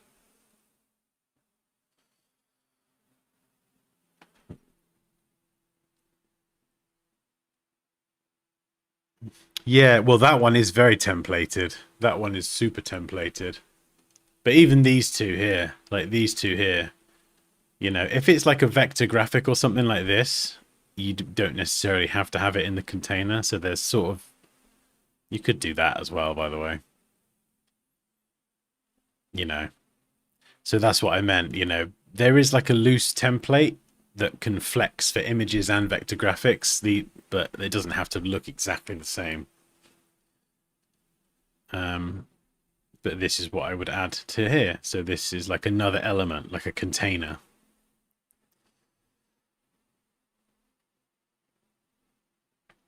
So just like a little bunch of assets that I can use. Because the thing is, you might even, you know, you could look at that and go, ah, yeah, but you need the arrow on there and it's not very enticing and all this stuff. But to be honest, you can end up overthink, or at least I do. I overthink thumbnails so much, and then suddenly 2 to 3 weeks have gone by and you haven't posted. And it's like, is it more important that you post and just keep posting and keep showing up, or is it more important that you know, nail the perfect thumbnail so you get loads more views? Like,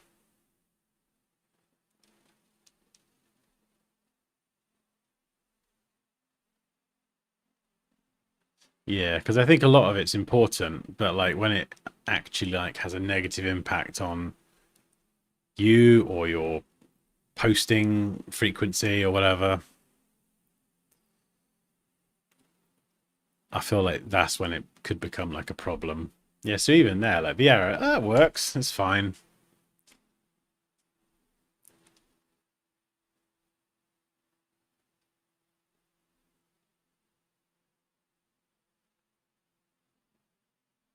We're heading to 1 million, so you need to consider that. Oh, sorry, what do I need to consider?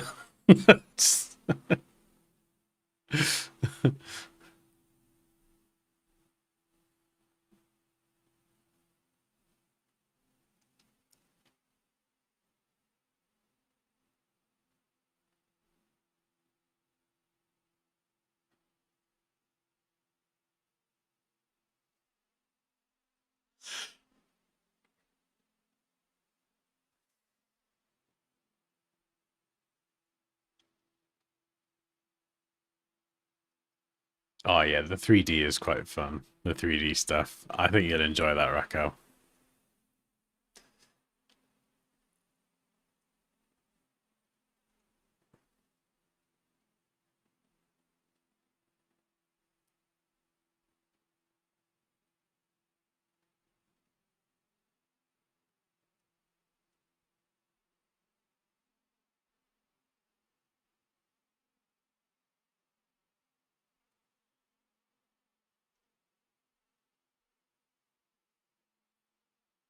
Consider getting new subscribers. Hmm.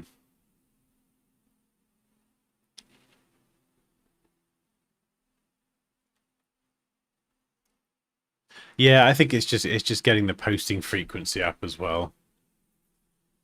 You know, because I could go into the, what's it called? The folder of design submissions, and I could pluck one out. I could just do my thing, work on it, and then boom, that'll be a piece of content. And as I was saying earlier, the thumbnail is always the bottleneck. So if I've got at least a bunch of different formats that I can just go, oh yeah, so this is a good before and after example, bosh, drop it in there or whatever. It's just going to make it much easier to just get that content out without things backing up. Because what happens is it'll get to the thumbnail and it'll get stuck, and then I'll be doing something else, and then I'll be streaming, and suddenly before you know it, like a lot of time has passed, and it's like, oh, this should have gone up like ages ago. The 1 million party.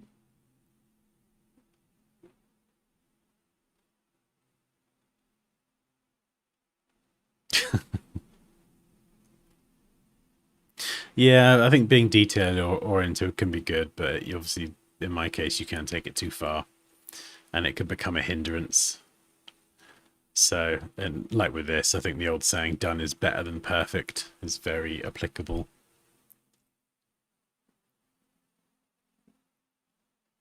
But this is good. This is a good step forward. That's not something I've tried before. Even this, just looking at these graphics here on the page, it's like, oh yeah, that's actually quite consistent with the website as well.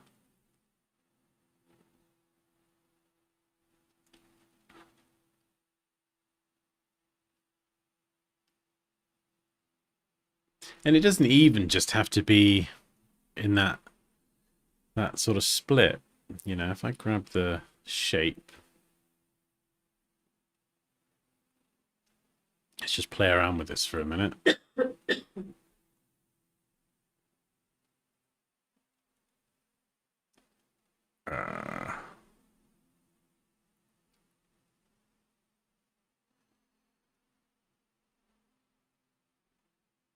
You know, we're still reusing that same shape.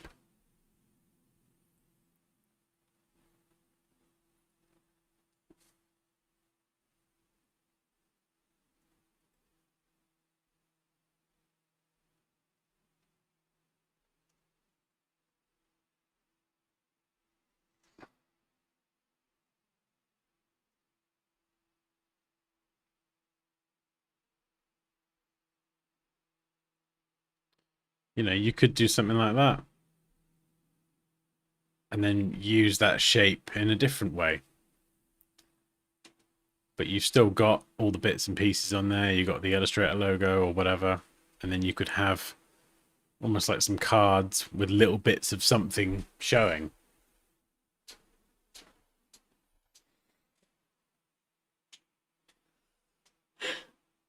It is a damn curse, yeah.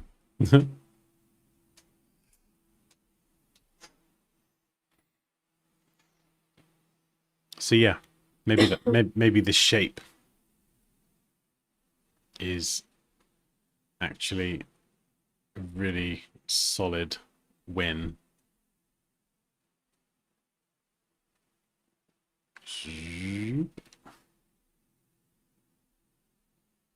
As a container device. Yeah, I think that should be my goal. That should be my challenge in the next week or so, I think, is to try and make a bunch of videos, bash out some thumbnails with this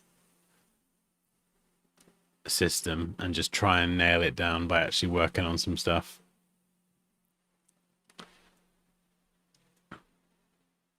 Because even this one here, you know, you could get rid of these illustrations and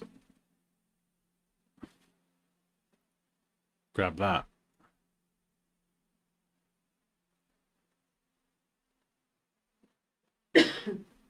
Make that a bit smaller. Maybe get rid of that.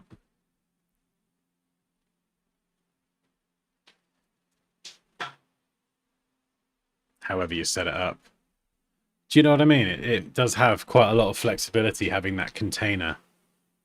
That's cool. I've never done that as well. That's where I always struggled to have a template, was because going from Illustrator to Photoshop, you're going from vector to raster and they're just totally different. But now with some sort of container device that's consistent, I can then dump vectors in there, I can dump graphics in there, photos, whatever.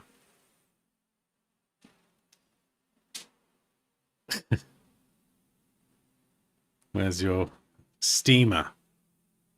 Raquel's asking where your steamer is. Alright. Your steamer. Steamer. Right.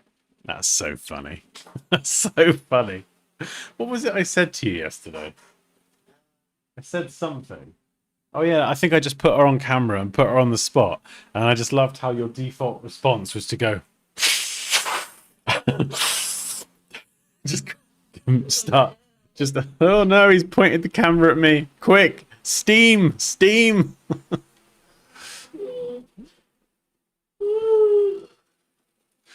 Oh, all right, there we go. I'm going to leave it there because I got a lot of steps I still got to do today. What are we on? 3,500. Oh, God, I'm going to have to do a big walk. That's easy. Oh.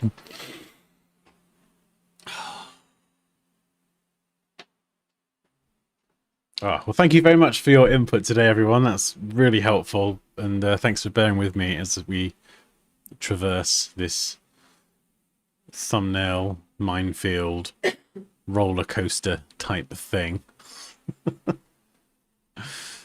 Oh, dear. Getting there. One day at a time. Yeah, no, it's definitely coming together. Definitely.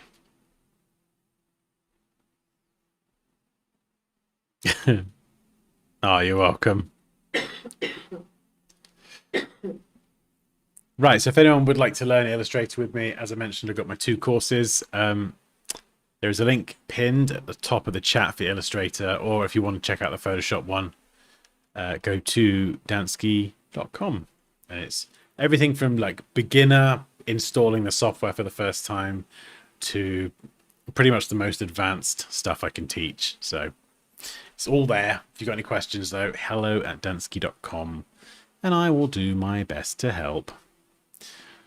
Oh, right. Eyes on the road, Kerry. Oh, amazing. Right. Catch you later, guys. Bye.